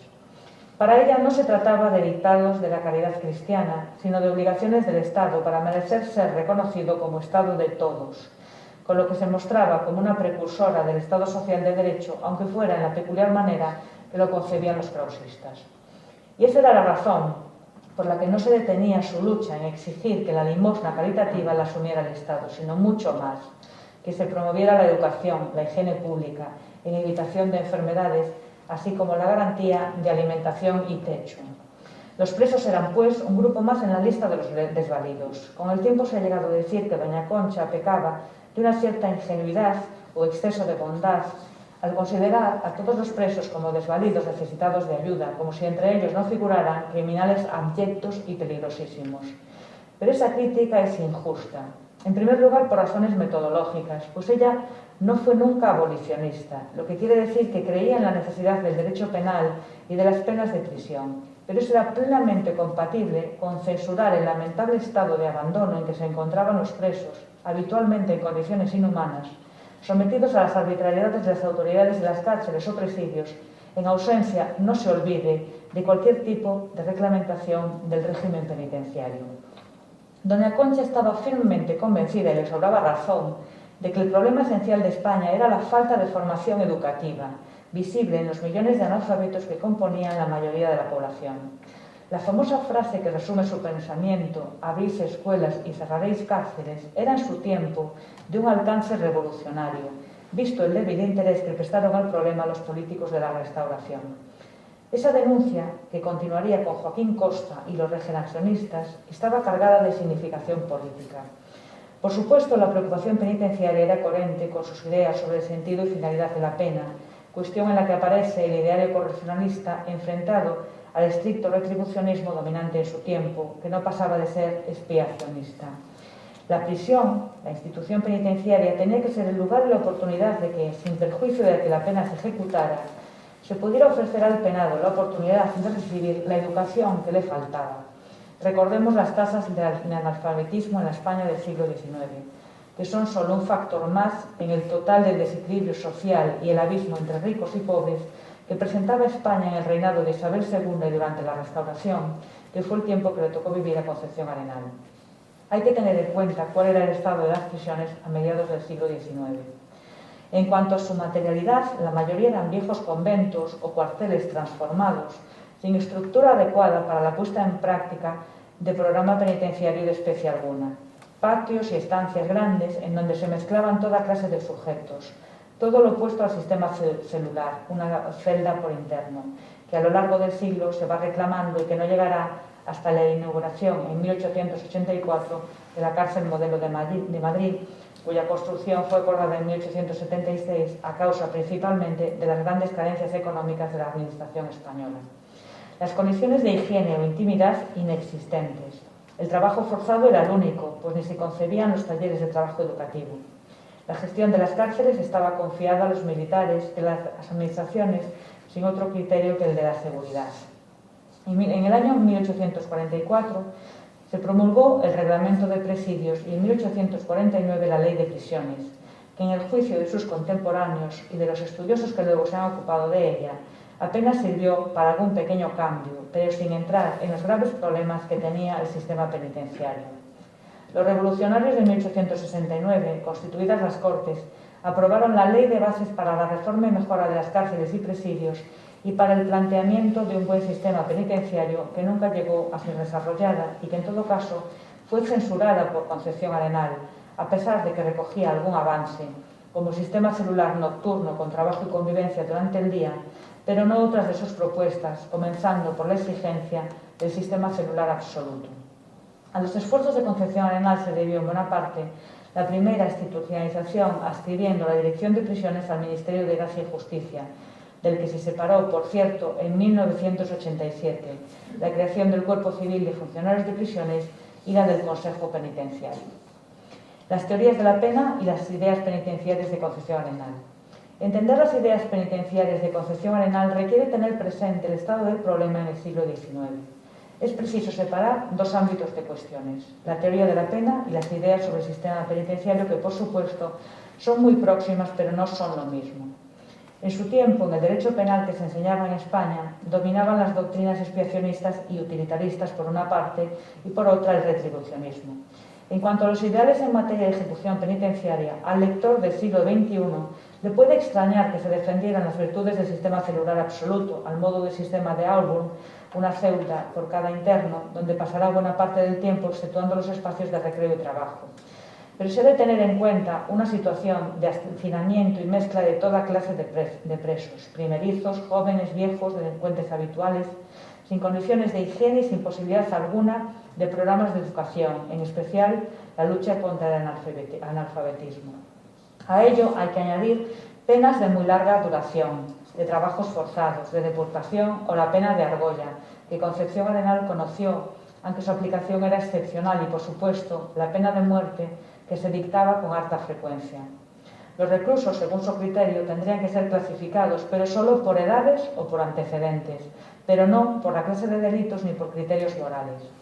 Cuestión diferente es que la conducta del interno pueda dar lugar a la reclasificación, y advertía, en contra de los que la tenían por ingenua, que grandes e incorregibles criminales pueden, en cambio, ser presos ejemplares. Para los delincuentes jóvenes consideraba que era necesario limitar la duración de la pena de prisión a un máximo de 10 años, aunque pudiera ser impuesta la prisión perpetua para delitos horrendos. También defendía la necesidad del trabajo, pero no como un castigo adicional, como era en el siglo XIX, sino como trabajo útil, para que las prisiones fueran también fábricas y además remunerado, dinero que se podía destinar a la indemnización de las víctimas del delito. Es notable destacar que Concepción Arenal no se opuso abiertamente a la pena de muerte. Se limitó a exigir modos de ejecución que no fueran crueles, acabar con el espectáculo de las ejecuciones públicas y, en lo posible, sustituirla por otra clase de penas, pero no se pronunció abiertamente en contra como hizo Dorado Montero. Lógicamente, la combinación de ideas clausistas y cristianas en Concepción Arenal tenía que determinar su modo de enfrentarse al problema del castigo justo. No cuestiona, presupuesto cristiano, que el delito ha sido fruto de una libre opción del ser humano en contra del postulado básico del positivismo naturalista y que eso significa que el reo decidió libremente el camino del mal.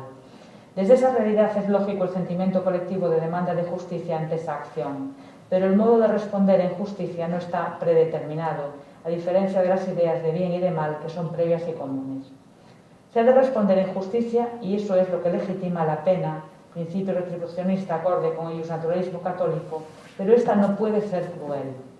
Más aún, la crueldad jamás es justa y las penas que se aplicaban en su tiempo le parecían mayoritariamente crueles. La sociedad tiene el deber y el derecho de reaccionar ante el crimen y responder al delincuente, pero esa es solo una primera condición. El siguiente paso ha de ser obligatoriamente corregir al condenado y está fuera de duda que con el sufrimiento es imposible corregir. El sufrimiento puede amedrentar, pero no es el camino que puede llevar a que el propio penado quiera corregirse. Doña Concha, en contra de lo que a veces se dice, no era una utopista, sino que admitía la existencia de delincuentes incorregibles. Pero lo que no aceptaba era que directamente se calificara así a personas respecto de las cuales no se había hecho nada por corregirles, y esos, los no corregidos, eran una gran parte de los delincuentes. Del mismo modo, lo que ella entendía por corrección no era la transformación del delincuente en ciudadano honrado por profundas convicciones, pues eso sería la enmienda total, sino algo distinto y menor, un ciudadano capaz de respetar a los demás, lo cual, advertía, solamente se podrá comprobar cuando recupere la libertad. Hay que tener en cuenta que en la experiencia de Concepción Arenal, el que salía de la prisión era normalmente un sujeto mucho peor que el que había entrado, con lo que la sociedad se perjudicaba a sí misma al no concebir las penas como oportunidad de recuperar ciudadanos. Con ello, no ponía en cuestión que el mal causado exigía una pena proporcionada, idea del clasicismo, pero esa pena, por ese solo motivo, no podía ser considerada justa, pues esa condición solo se adquiere con el modo en que se ejecuta la pena, atendiendo a las condiciones de la persona condenada para no hacerla peor de lo que era, lo cual permite ver ideas que hoy calificaríamos de prevención especial positiva. Concepción Arenal fue una precursora en muchas materias y está fuera de duda que lo fue en el pensamiento penitenciario.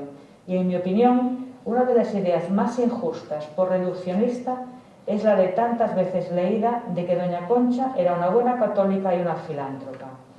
Sin duda eso es verdad, pero quienes se limitan a decir eso dejan en la oscuridad la profundidad de sus ideas sobre el fundamento y los límites del ius puniendi, las causas del delito, la dignidad del ser humano y la función de contribución a la convivencia que le corresponde al derecho penal, muy lejos de aquellos que el derecho punitivo y la pena misma tenían que cumplir una función educadora.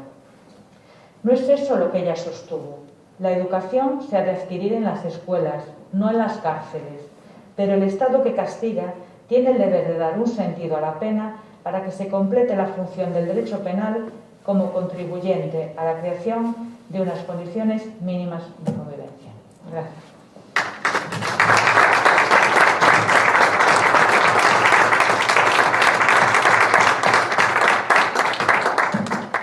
Pois moi ben, agora como nos queda ainda un tempiño para o coloquio, calquera persoa que queira intervir para opinar, para preguntar o iso, estamos a vosa disposición. Salvo Gonzalo, lóxicamente.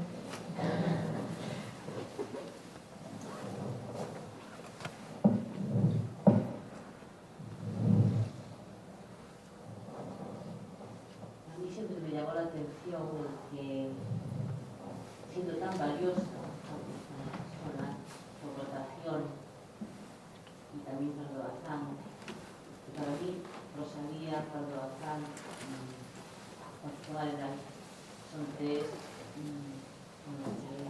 columnas importantes en la elección. Y me llamó la atención siempre que estén tan desplazadas respecto al conocimiento general que se tiene.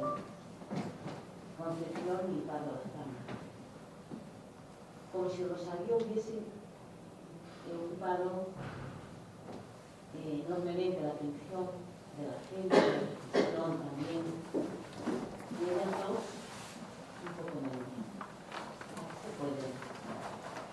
No sé si fue una atención mía o si me viví en el fundamento, pero A ver, se puede. eu creo que hai en todo caso un punto de inflexión no sentido de que eso empezou a mudar, non? O seu coñecemento e recoñecemento. Por exemplo, que curiosamente estudei en Vigo no instituto a finais dos 80, a Rosalía, por exemplo, que me ensinaron a min, claro que non ten nada que ver coa que descubrín despois, entón, con independencia de que se estudara, non só é que, por exemplo, tamén falando da Concepción Arenal, eu que estudei Dereito, entereime moito tempo despois da existencia de Concepción Arenal, o sea, nin mencionala, nin en Dereito Penal, nin siquiera unha mención para decir en Dereito Internacional que había un libro de 1879 que se chamaba Ensayo sobre el derecho de gentes. É dicir, que despois, como o traballo intelectual non remata nunca, é acumulativo, susceptible de críticas, pero quer dicir, ni siquiera para rebater, para contradecir. En canto a esa percepción, claro, non o sei no sentido de que, claro, aínda que teñen en común o feito de que por ter sido mulleres, aínda que accederon ao espazo público e tiveron voz no seu momento, porque claro, lembremos, os índices de analfabetismo eran moi altos, por lo tanto, só o feito de unha muller saber ler e escribir en función da familia na que nacera xa era algo extraordinario, que despois tivera voz, que pudera publicar ou falar nun espazo público tamén. Como eso se recolleu despois?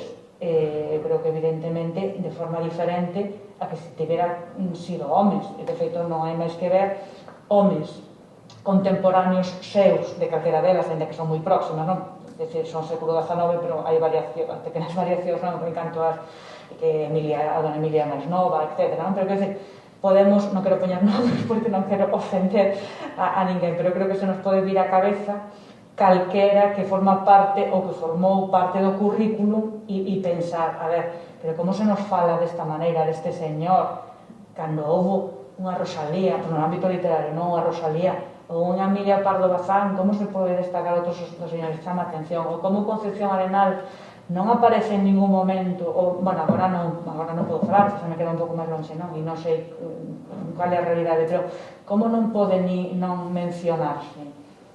Ainda que eu creo que afortunadamente con esa revisión que está habendo ten mudado a tendencia, non? Ainda que queda moito por facer. Respecto de Rosalía, sí que non sei en relación ás outras, eu creo que con todas elas está tratando de facer ese labor e eu creo que sí, bueno, como mínimo como tendencia eu teño a percepción de que sí que se está invertindo o camiño, pero lóxicamente é difícil. Pero eu creo que as dúas tedes razón, pero eu creo que está moi ben visto. Creo que é moi interesante esa visión, non sei a que te dedicas, non? Pero un pouco dende fora, porque quizáis as persoas que estamos en determinados ámbitos, pues, eu no literario, vos no dereito, quizáis non temos esa percepción por proximidade, non? Pero alguén que desde a ciudadanía ve isto, creo que é moi interesante. E improvisando totalmente, non? Creo que tedes a súa razón, porque tamén é certo que dice Celia, que das tres temos, se nos foi transmitindo unha visión moi parcial, non? Por tanto, moi transversada das tres. Que, como decía, improvisando, eu creo que Rosalía ten algo ao seu favor que non teñen as outras dúas, non? Que é por a súa propia obra literaria, tamén un pouco por a súa biografía e por a explotación que se fixo da súa biografía, é un personaxe moito máis interclasista. E digo isto sin ningún tipo de condicionante ideolóxico, non? Dona Emilia é unha señorona de clase e creo que hai unha barreira social clara, non? Na recepción cara a Paco Bazán. Cando ti les a doña Emilia cando a estudas, eu que este ano, por exemplo, presentemente a biografía que se publicou actualizada dela, bueno, te conta con unha muller que se move en un determinado nivel e que tampouco ten demasiado interés en sair de aí, non? E eu creo que, bueno, que isto que explicastes vos de Concepción Arenal é moi interesante, non? Esta manipulación ou tergiversación da súa figura como unha filántropa, unha muller católica, ben intencionada, e nada máis. E claro, realmente revelades unha muller cunha competencia extraordinaria no coñecemento penalista na súa época, non? Entón, son, claro, ámbitos moito máis reducidos. Claro, esa capacidade da obra rosaliana de transversal absolutamente, non? De ser valorada, bueno, como gran poeta, pero ao mesmo tempo de conectar coas clases máis populares, cantada, memorizada. Creo que iso pode explicar un pouco, non?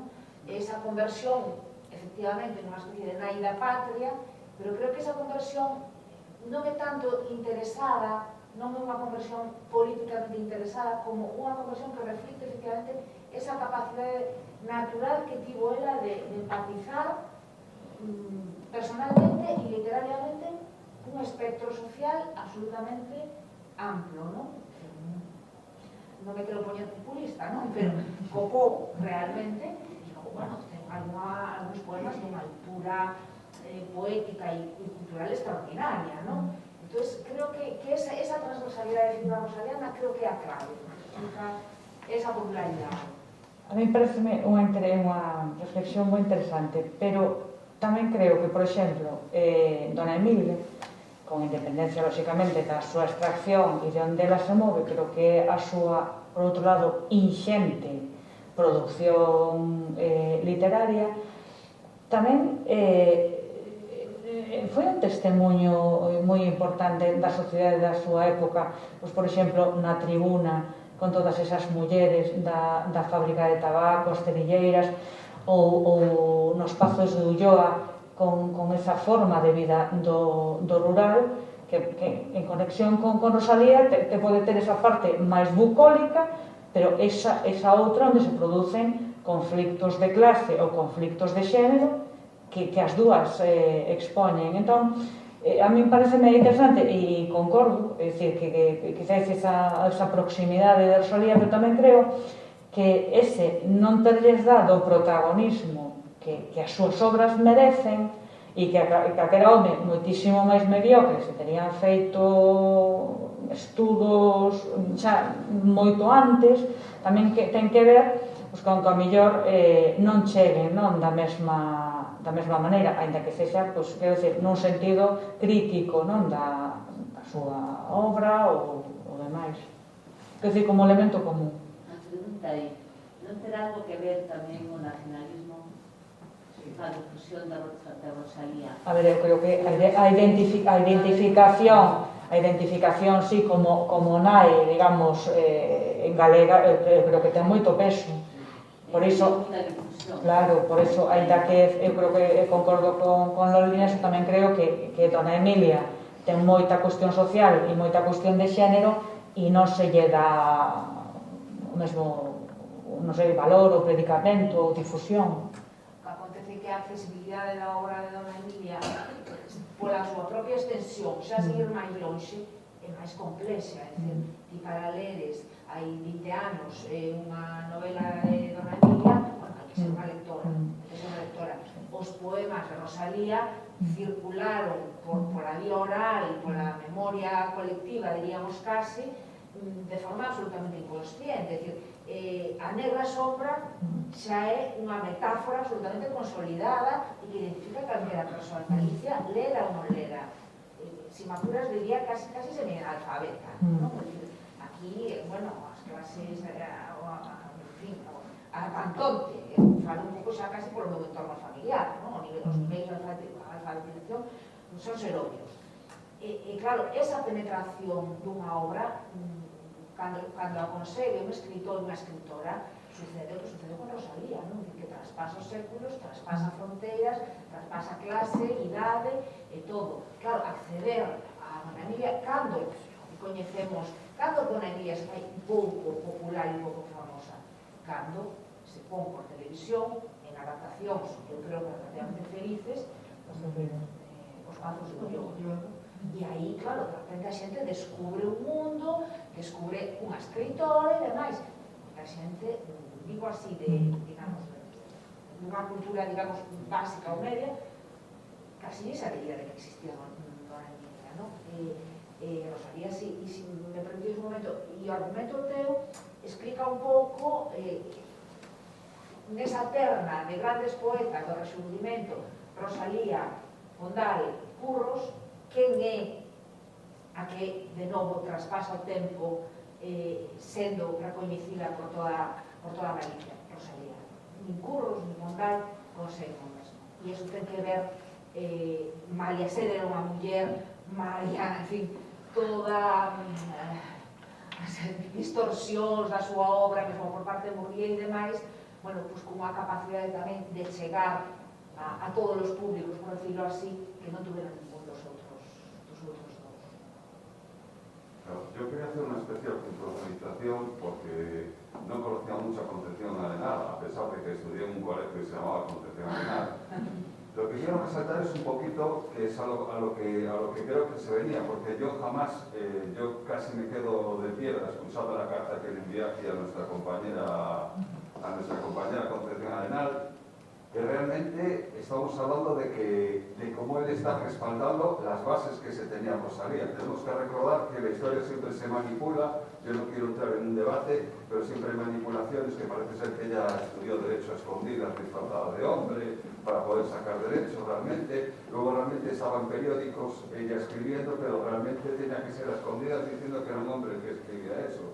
Pero aquí tenemos al compañero que la carta que le envió, que de verdad me sentí tremendamente emocionado, porque jamás vi que realmente se le pueda enviar una carta como incluso denuncia social, y esto también es un comentario de vosotros, pero también a modo interrogativo, que realmente veo que hace una denuncia social, pero que abarcando todos los temas, que viene siendo la injusticia, lo que viene siendo los pasos, o sea, las subidas y bajadas que hemos tenido, las caídas al precipicio, al final que no deberíamos dejar en el olvido esas bases que tienen, porque aquí la compañera que ha estudiado Derecho, yo he conocido gente dentro del mundo del Derecho, ¿no? De hecho, he estado colaborando con gente en la reinserción social, gente que estaba en régimen de tercer grado, y lo que los tienen es allí, que les meten, los chutan en pena y al carajo, y dentro de 6 meses los sueltan. No vamos a entrar en detalles, ¿no?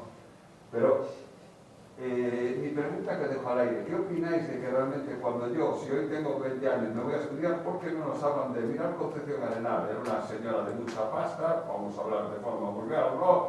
De la nobleza, y fíjate cómo se iba pues a los orfanatos, a zonas donde había pobreza, miseria. Y luego, lo que ya no quiero volver a repetir porque estoy nervioso, lo que viene hablando de que a ver, cogen a un Berzas que hace aquí una barbaridad, cómo hay que realmente estudiar su reeducación y la reinserción. No que dices tú, este chaval hizo tal cosa, porque yo conocí gente, traficantes de droga, incluso chavales menores de edad que al final se metieron en hecatombes.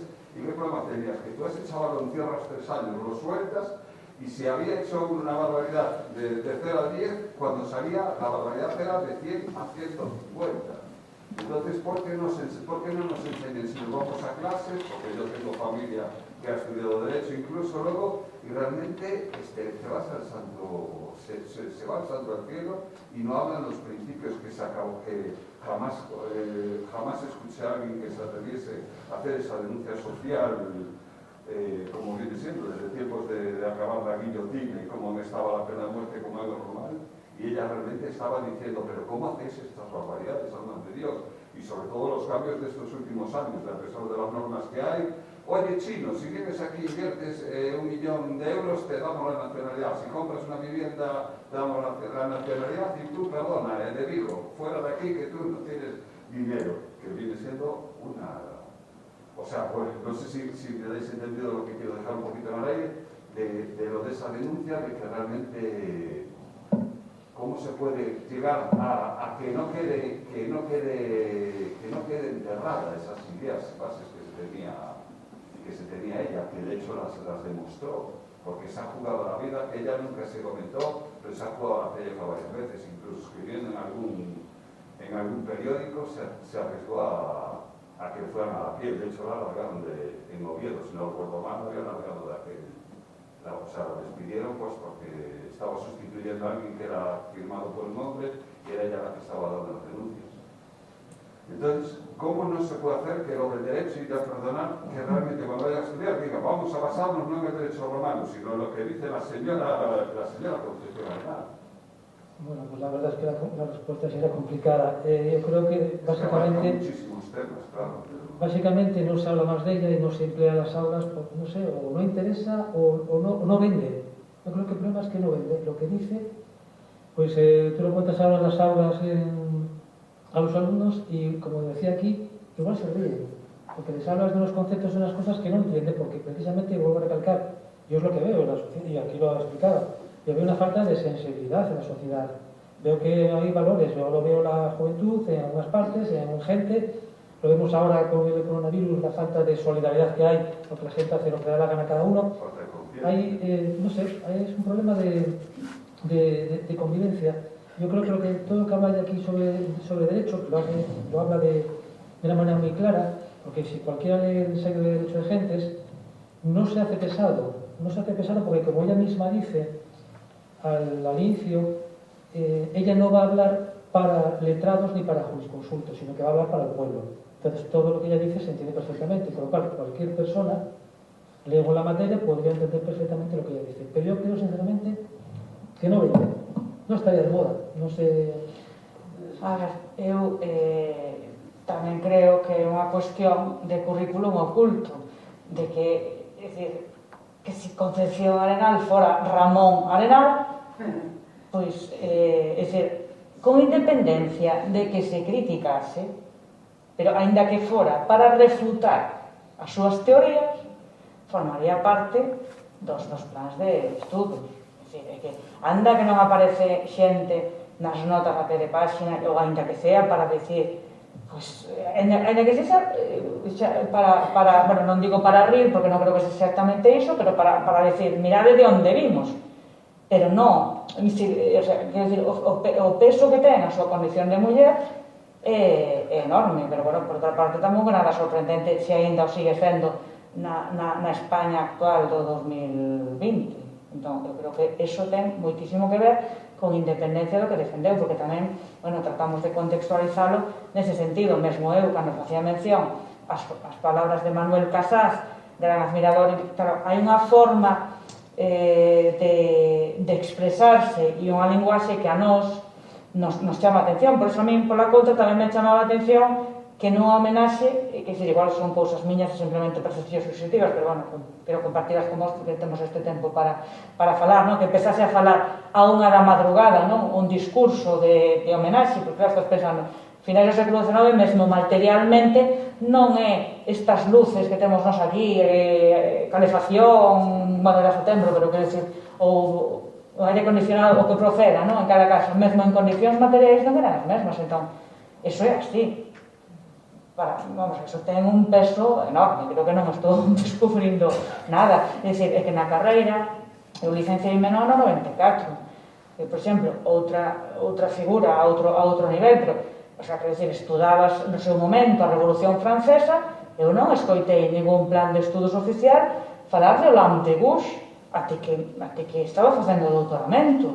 A autora, nada menos, que da Declaración dos Dereitos da Muller e da Cidadá, que defendía aquilo de subir ao cabalso e o tomaron nun sentido literal. Como podes sair licenciada a mediados dos 90 sin ter, o sea, nin mencionado? É que xa non digamos que llevamos a dedicar, llevan cursos, daquela non había as cuadrimestrais, xa non vamos a dedicarle, non pensemos en dedicarle unha lección, nin nada con carácter monográfico, pero en serio, nin mencionar a esas mulleres. Pois non, nin mencionar. Luisa, perdón. Si, non, eu damos os parabéns, me parece que foi moi ilustrativo todo o que contáxedes. A carta de Eloi a min encantoume porque sin ter ningún coñecemento de dereito, pois me pude poñer, pude entender o que máis ou menos era o pensamento dela, e estou totalmente de acordo contigo, que estamos en un mundo totalmente androcéntrico e por eso seguramente pois hai moitas mulleres que non teñen o reconhecimento que merecerían, non? E que polo que ti contas, no seu momento foi unha muller moi valorada, non? Estou pensando desde creo que por lo contra do que o compañero nunca gozou de moitísimo diñeiro ela, máis ben escasez, teño entendido, non? Pero en cambio era unha persoa que tiña un prestigio, non sei, era de familia noble e era de familia. A ver, no, a cuestión é non era noble, pero quero decir, pero non era pobre. O que pasa que dentro dese nivel, que diríamos hoxe socioeconómico, ela pasou dificultades económicas, que feito explica, aparecen. Home, nunca tivo vontade diso. No, pero quero dicir, sin vindo dunha extracción social de abaixo, porque non eran clases subalternas e populares, por eso unha muller como ela tivo acceso aos bens de cultura desde nena, pero con todo e con iso, digamos que nese nivel, que non era de pobreza, pero nese nivel, sí que moitas veces aparecen cuestións nas obras ou nas cartas que ten que ver, ela, digamos que tiveron que financiar moitísimos proxectos, xente como Juana de Vega, Condesa de Mina, ou Salustiano Lózaga, ou o propio Gumersindo de Azcárez, que é autor do prólogo do libro de Choca. É dicir, todas estas cuestións aparecen.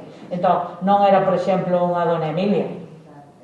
Unha persoa Quero decir que ella se sumergió realmente en la sociedad en la que estaba.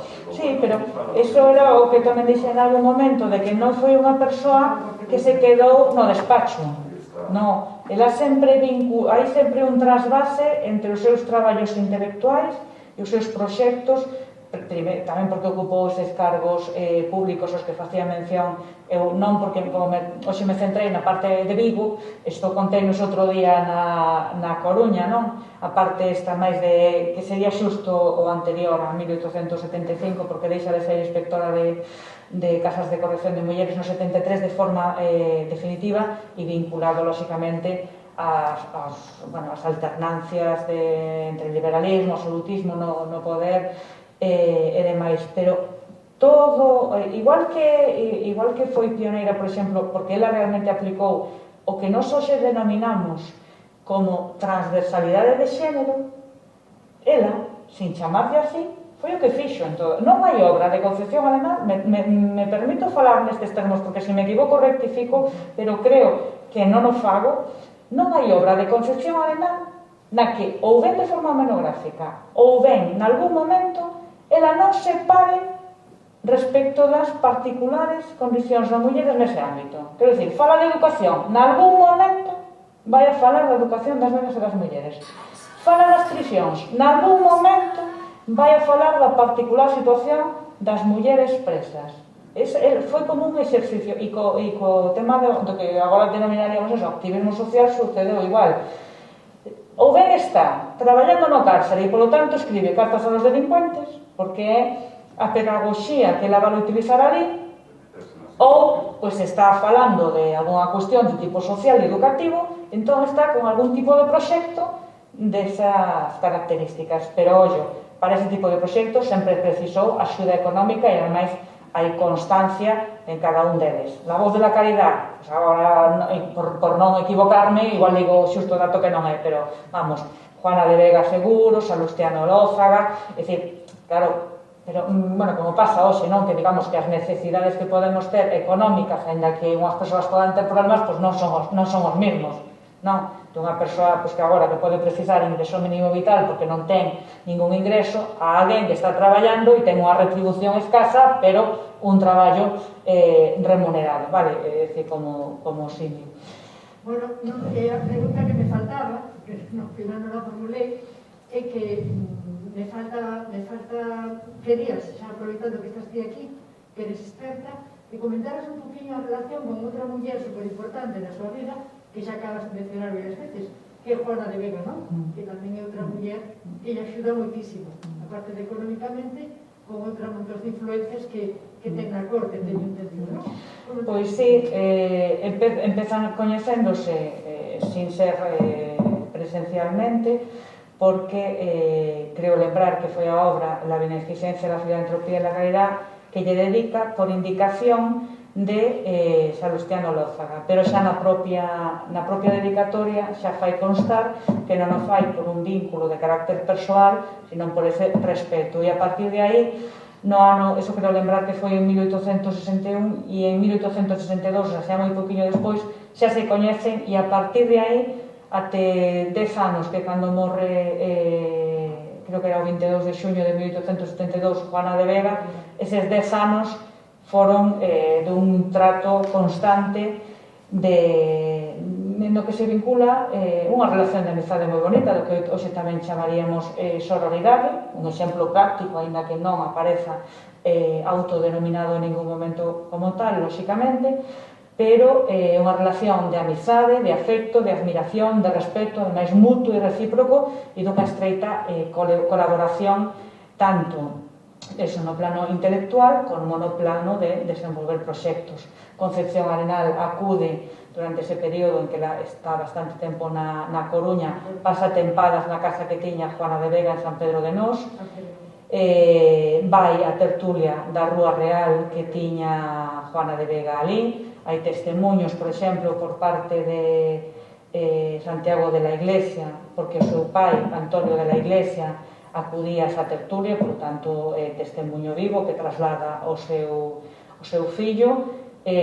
Son compañeiras na Xunta de Donas, na Asociación da Magdalenas, onde ela desenvolve ese proxecto nos cárceres, de que escribe as cartas aos delincuentes, nas que lle explica, trata de adaptar a unha linguaxe que poda coñecer o Código Penal que daquela estaba vixente, que era de 1850, para que as mulleres que estaban presas souperan porque estaban presas, ademais de tratar de mellorar sempre as condicións en que estaban.